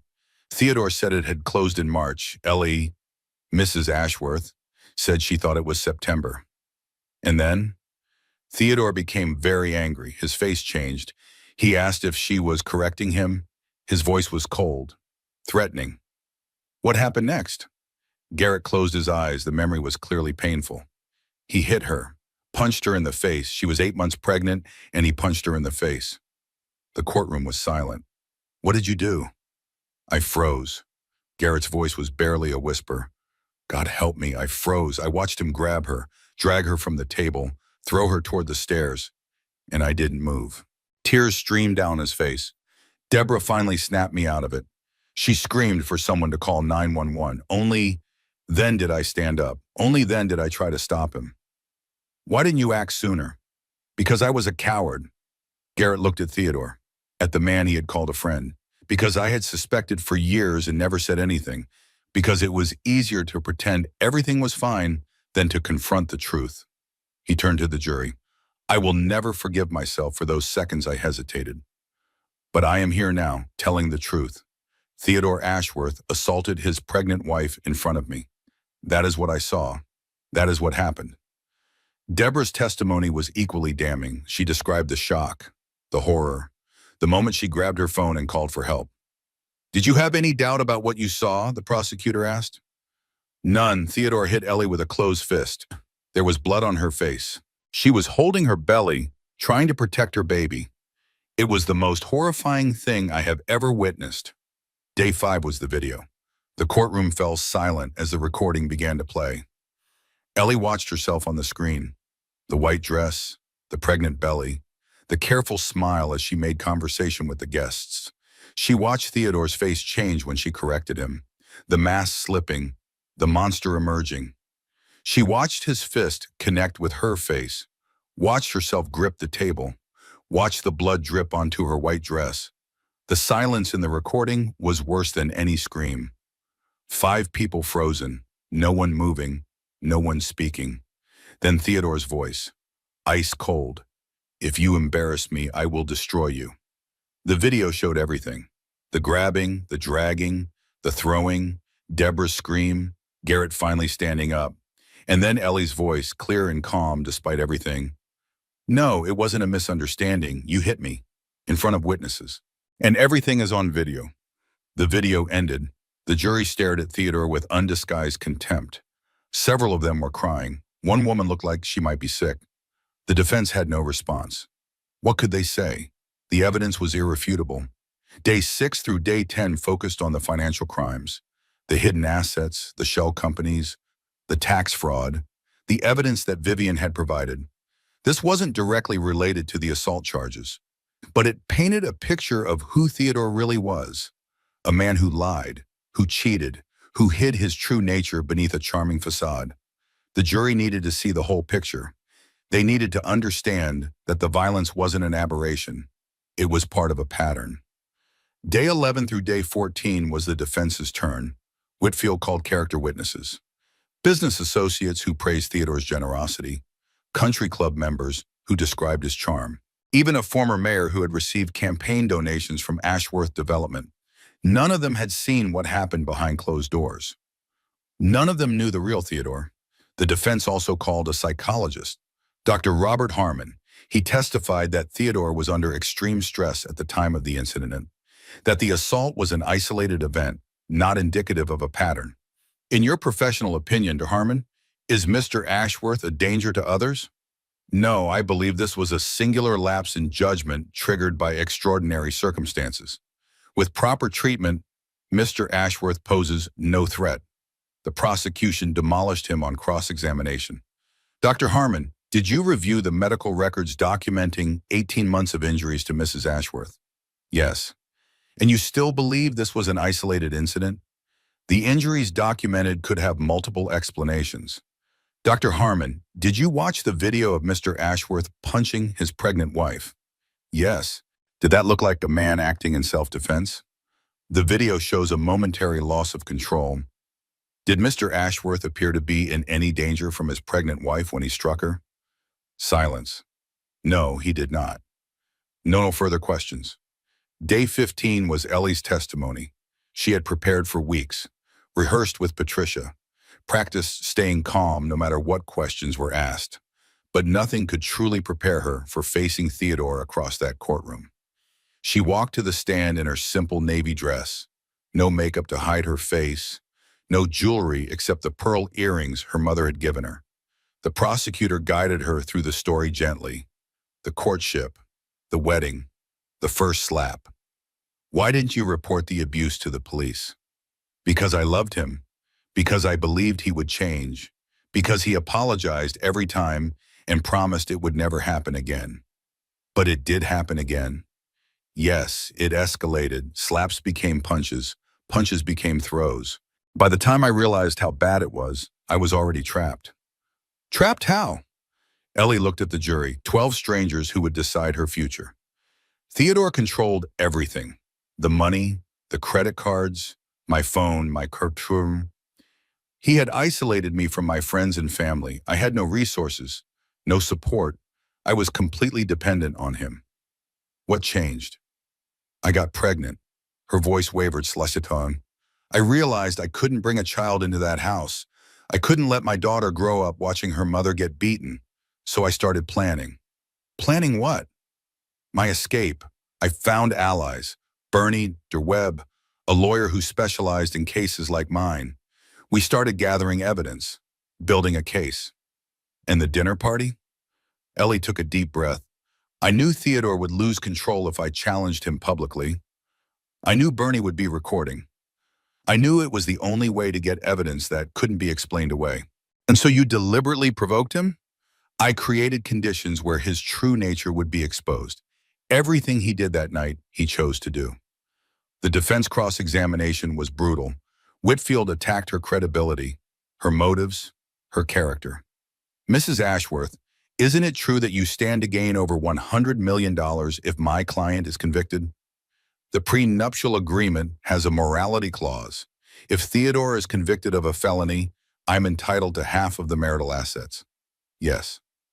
So you have significant financial motivation to lie? I have significant financial motivation to tell the truth. The truth will set me free. The truth will protect my daughter. The truth is all I have.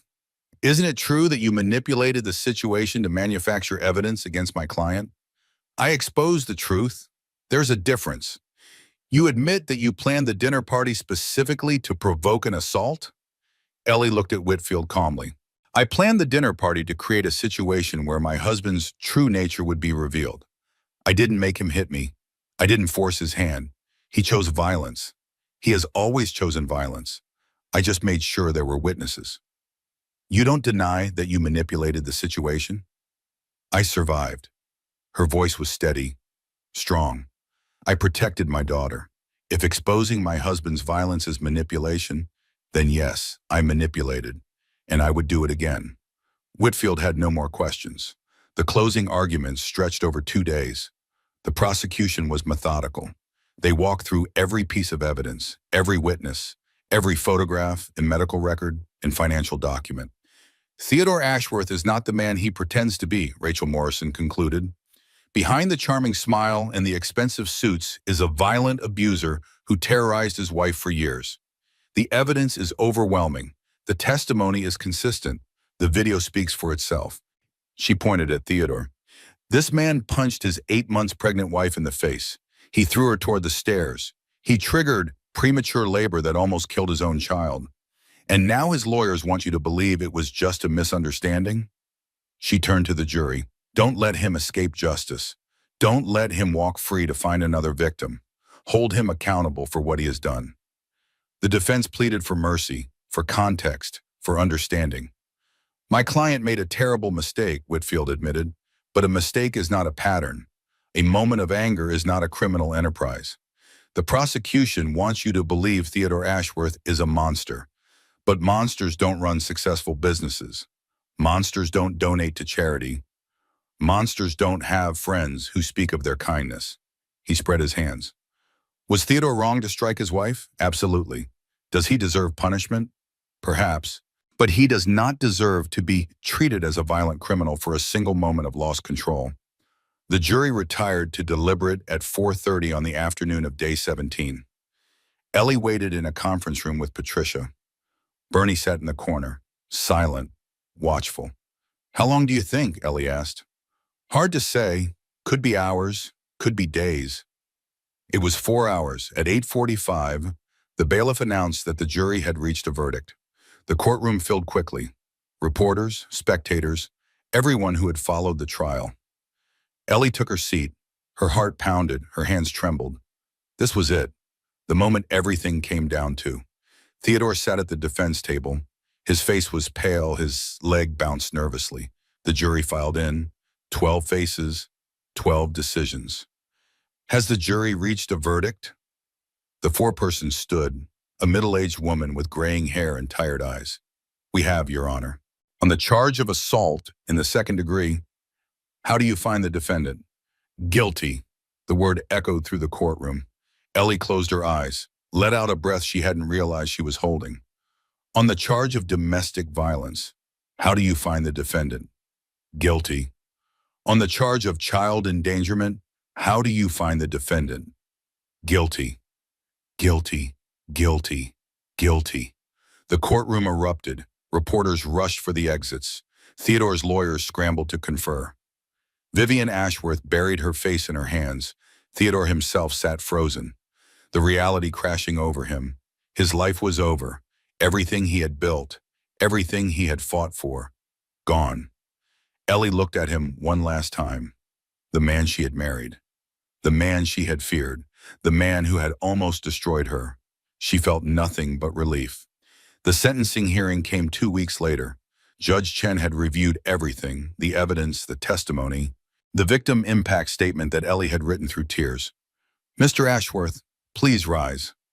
Theodore stood. He looked older now, broken, the arrogance finally beaten out of him. In my 40 years on the bench, I have seen many cases of domestic violence.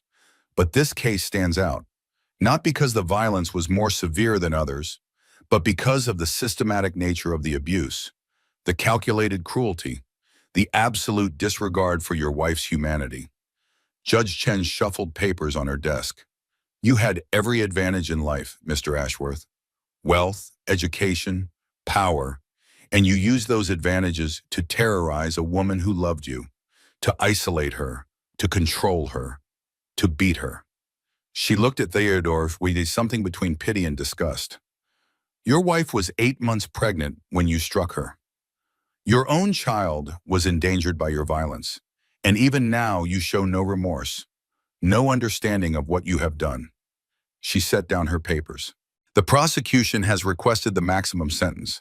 Given the severity of your crimes and your lack of contrition, I am inclined to agree. Theodore's lawyer started to object. Judge Chen silenced him with a look.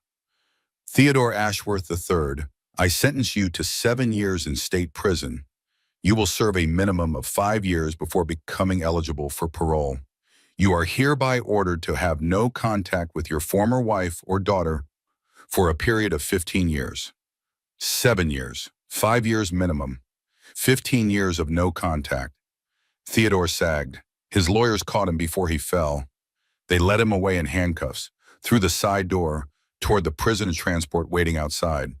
He looked back once, found Ellie in the gallery. His eyes held nothing but hatred.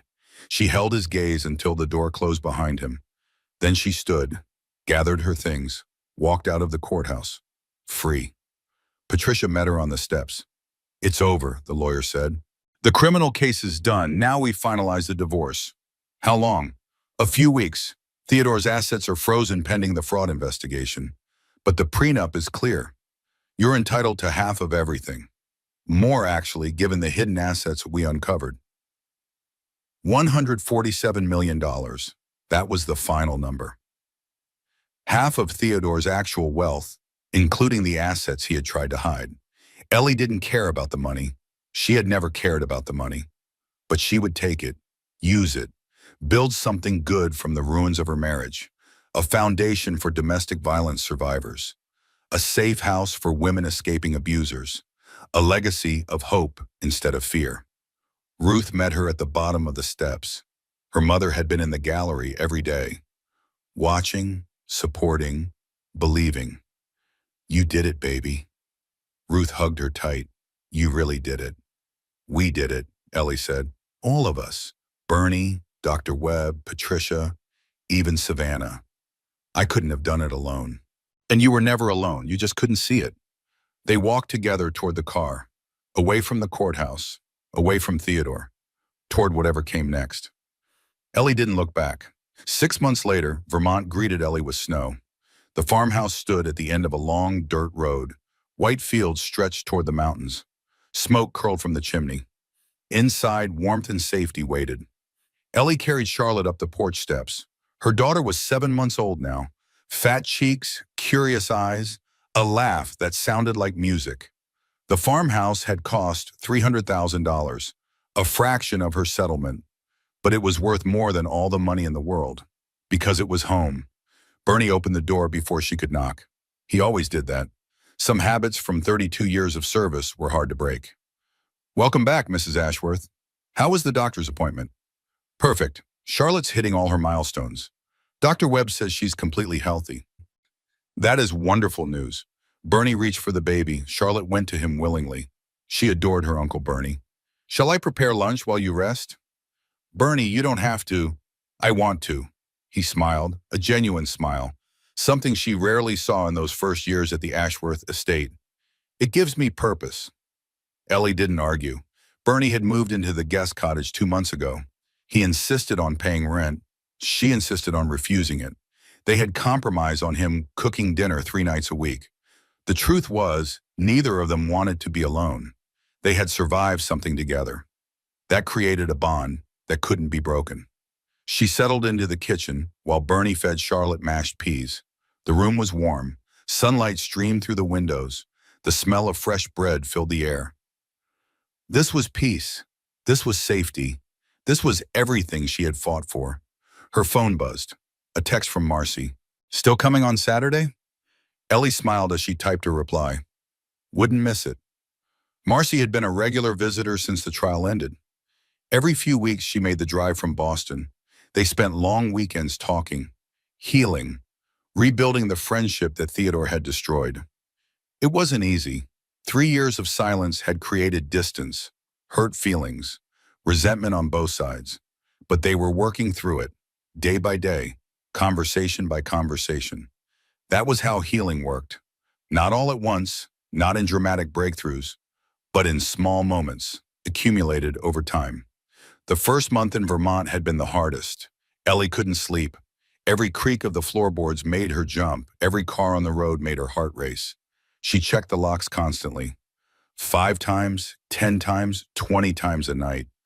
The fear that Theodore had planted in her didn't disappear just because he was in prison. It had roots that went deep, into her muscles, her bones, her nervous system. She found a therapist in Montpellier, Dr. Sarah Chen. No relation to the judge, ironically. They met twice a week at first, then once a week, then every other week. "Trauma doesn't heal on a timeline," Dr. Chen told her. "Your body learned to be afraid. It kept you alive. Now you need to teach it that you're safe." Teaching her body's safety was exhausting work. She started with small things, leaving the door unlocked while she gardened, taking walks without checking over her shoulder every 10 seconds, sleeping with the bedroom door open. Each small act of trust was a victory. Each moment of peace was a reclamation. By month 3, she could sleep through the night. Most nights. By month 4, she stopped flinching at loud noises. By month 5, she caught herself laughing, really laughing, at something Charlotte did, and she realized it was the first genuine laugh she'd had in years. The money complicated things. $147 million was more than Ellie could comprehend, more than she could spend in 10 lifetimes, more than she had ever imagined possessing. Now, Patricia helped her set up a trust fund for Charlotte, a foundation for domestic violence survivors, investments that would generate income for generations. "You never have to worry about money again," Patricia said. "Neither does Charlotte. Neither do your grandchildren." Ellie didn't know how to feel about that. Money had been Theodore's weapon. his way of controlling her. Every dollar she spent had been monitored, every purchase questioned, every attempt at financial independence crushed. Now she had more money than he did. The irony wasn't lost on her. She donated the first 10 million to shelters across the country, anonymously. She didn't want recognition. She wanted women to have a place to go when they finally found the courage to leave. The second 10 million went to legal funds, helping women afford the lawyers they needed to fight men like Theodore. Men with resources, men who used the legal system as another weapon.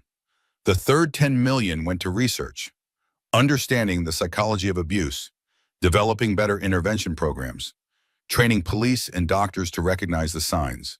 The rest she kept, not for herself, for Charlotte, for the foundation she was building, for whatever came next. Money couldn't buy happiness. Ellie knew that better than anyone, but it could buy safety. It could buy options. It could buy the chance to build something better. Marcy arrived on Saturday morning. Her car crunched up the gravel driveway at 10:30. Two kids tumbled out of the back seat, Thomas 6, Emma 4. They ran toward the house screaming Ellie's name. Aunt Ellie! Aunt Ellie! She caught them both in a hug. They weren't her biological niece and nephew, but family wasn't always about blood. Where's baby Charlotte? Emma demanded. I want to see baby Charlotte. Inside with Uncle Bernie. Come on. The house filled with noise and chaos and laughter. Bernie had prepared lunch for everyone. Grilled cheese sandwiches, tomato soup, the kind of simple comfort food that Theodore would have sneered at. Ellie loved it. After lunch, the kids went outside to play in the snow. Marcy and Ellie sat by the fire. Charlotte slept in her bassinet between them. You look good, Marcy said, better than I've seen you in years. I feel good most days. Ellie watched the flames dance. There are still hard moments, nights when I can't sleep, days when something triggers a memory and I can't breathe. That's normal, after what you went through. I know, Dr. Chen reminds me constantly. She smiled slightly. I'm learning to be patient with myself. It's harder than it sounds. Marcy was quiet for a moment. Then she said what they had both been avoiding. I should have done more, back then. I knew something was wrong. I could see you disappearing. But I let you push me away. Theodore made sure of that. I know, but I should have pushed back harder. Should have shown up at your door. Should have forced you to see what was happening. Ellie reached across and took her friend's hand. You couldn't have forced me to see anything. I wasn't ready. I had to get there myself. She squeezed gently. What matters is you're here now when I need you. That's what counts. Marcy wiped her eyes. I missed you so much. These past 3 years. It was like losing my sister. I missed you too, every day. But I was too ashamed to reach out. I thought I had chosen him over you. I thought you must hate me. Never. Marcy's voice was fierce. I was angry, hurt, confused, but I never hated you. I hated what he did to you. I hated that I couldn't stop it. They sat together in comfortable silence. The fire crackled. Charlotte made soft sleeping sounds. Outside, the children's laughter echoed across the snow. This was what healing looked like. Not dramatic breakthroughs, just two old friends, finding their way back to each other. Ruth came for Thanksgiving. Ellie's mother had aged in the past year. The worry had carved new lines in her face. But her eyes were bright, her spirit unbroken. This house is beautiful, Ruth said as Ellie gave her the tour. So different from that mausoleum Theodore kept you in. That's the point. I wanted something warm, human, a place where Charlotte can run and play and make a mess. She'll love it. Ruth paused in the doorway of the nursery. And you, are you happy here? Ellie considered the question carefully. Happy was a complicated word. It implied something complete, something finished. I'm healing, she said finally. I'm building a new life. I have moments of real longing. Charlotte laughing, breakfast with Bernie, visits from Marcy. She looked at her mother. I don't know if I'm happy yet, but I'm learning to be. That feels like enough for now. Ruth hugged her tight. That's my brave girl, my strong, brave girl. I don't feel brave. I feel tired and scared and sometimes so angry I can't breathe. That's what brave looks like, baby. Not fearlessness, just keeping going despite the fear. They cooked Thanksgiving dinner together. Bernie helped. Charlotte sat in her high chair and threw mashed potatoes at the wall. The meal was simple. Turkey, stuffing, the pumpkin pie that Ruth had made every Thanksgiving since Ellie was a child. They went around the table saying what they were thankful for. Ruth was thankful for her daughter's freedom. Bernie was thankful for redemption. Ellie was thankful for all of it, everything that had brought her to this moment. And I'm thankful for Charlotte, she added, wiping potato from her daughter's face, for this little fighter who reminded me what I was fighting for. That night, after Ruth went to bed, Ellie sat alone on the porch. The sky was clear. Stars stretched from horizon to horizon. More stars than she had ever seen in the city. More beauty than she had known existed. She thought about Theodore, about what he was doing right now, sitting in a prison cell, stripped of his wealth, his power, his freedom. She waited to feel satisfaction, triumph, vindication. Instead, she felt nothing, just emptiness where he used to be. He had taken 5 years of her life. He had bruised her body and broken her spirit. He had almost destroyed everything. But he hadn't. She had survived. She had escaped. She had built something new. And that was victory enough. Charlotte's first birthday came on a crisp December morning. The farmhouse was decorated with balloons and streamers, pink and white, Charlotte's favorite colors. At least, Ellie assumed they were. At 1 year old, Charlotte mostly liked anything she could put in her mouth. The guests started arriving at noon. Ruth came first, then Marcy with her kids. Then Patricia, who had driven 3 hours to be there. Then Dr. Webb, who had become more friend than doctor over the past year. Even Vivian Ashworth came, a surprise that Ellie hadn't expected. Theodore's mother stood on the porch, older, diminished, nothing like the formidable woman who had terrorized Ellie for years. "May I come in?" Ellie hesitated, then stepped aside. "Thank you." Vivian entered slowly. Her eyes swept the modest farmhouse, the simple furniture, the family photos on the walls. "This is lovely. So different from the Ashworth estate." Yes, that was intentional. They stood awkwardly, two women with complicated history, too much between them for easy conversation. "I brought a gift." Vivian held out a wrapped package. "For Charlotte." Ellie took it. Inside was a beautiful handmade quilt, delicate stitching, soft fabric, obviously expensive. "Margaret made it," Vivian said quietly, "for Theodore when he was born. I thought Charlotte should have something from her grandmother." Margaret, Theodore's mother. The woman Harold Ashworth had murdered. The grandmother Charlotte would never meet. "Thank you, Vivian. That's very thoughtful." "I wanted to say," Vivian paused, gathered herself. "I wanted to apologize for everything, for the way I treated you, for what I allowed Theodore to become, for all of it." "You've already apologized. The evidence you gave us, that was justice. This is something else." Vivian met Ellie's eyes. "I was a coward. I watched Harold destroy Margaret. I watched Theodore destroy you. And I did nothing. I made excuses. I looked away." Her voice cracked. "I can't undo 30 years of cowardice, but I can spend whatever time I have left trying to be better, if you'll let me."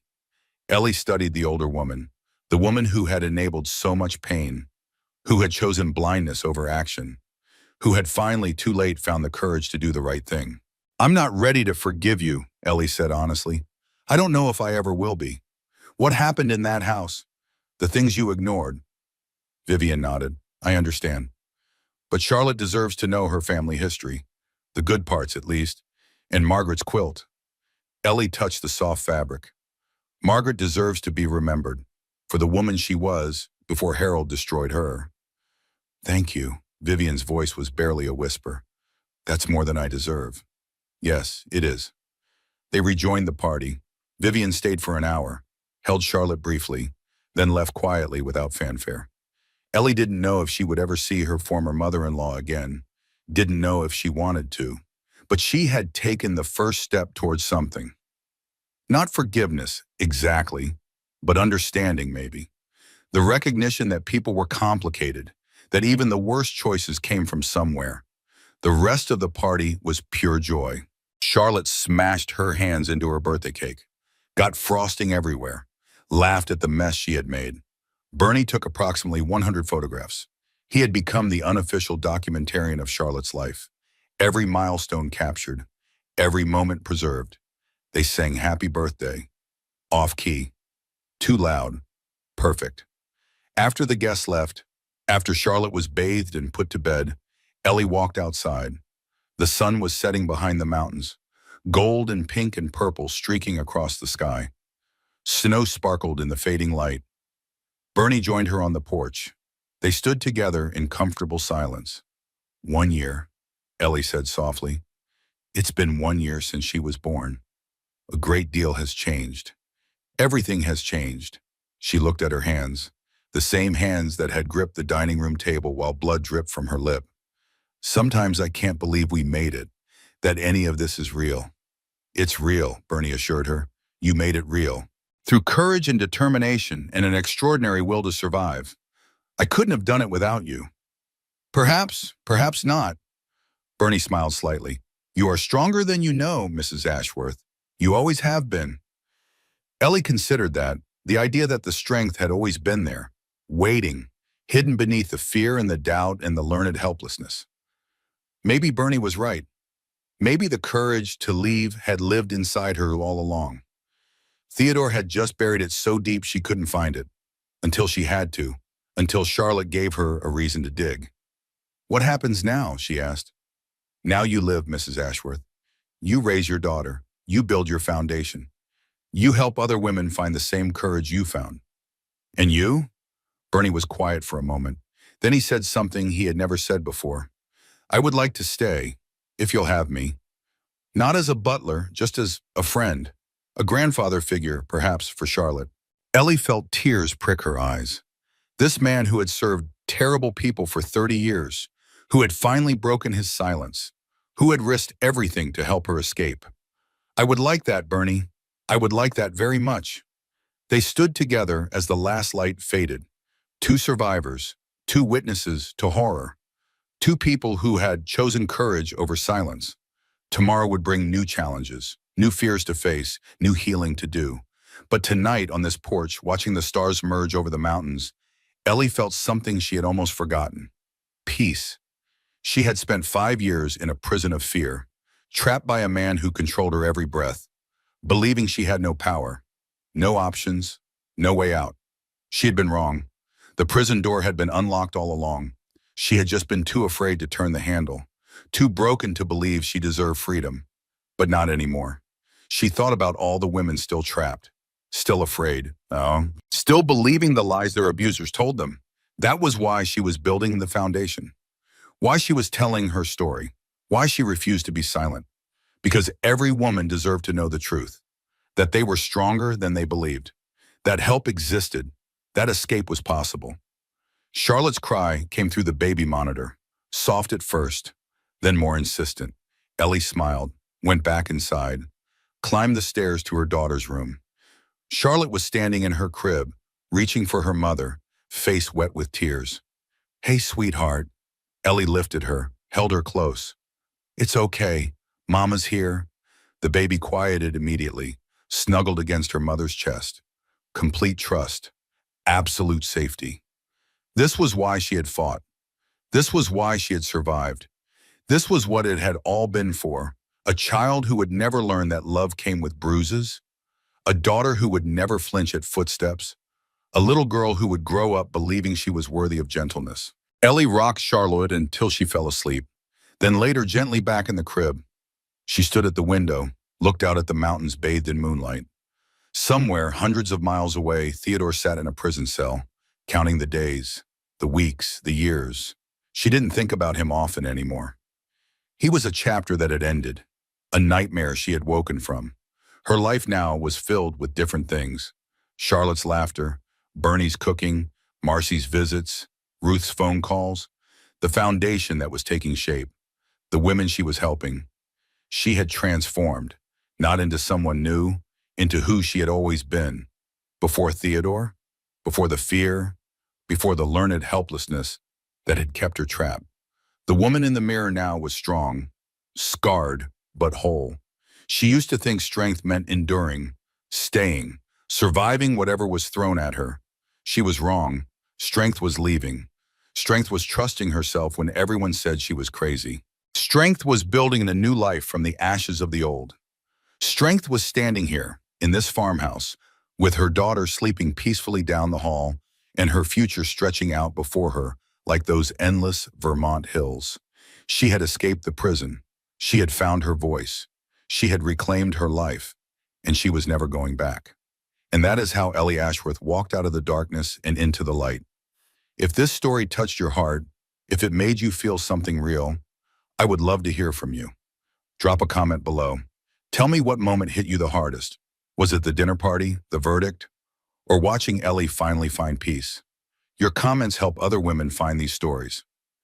Women who might need to hear that escape is possible, that they are stronger than they know. If you haven't already, please subscribe and hit that notification bell.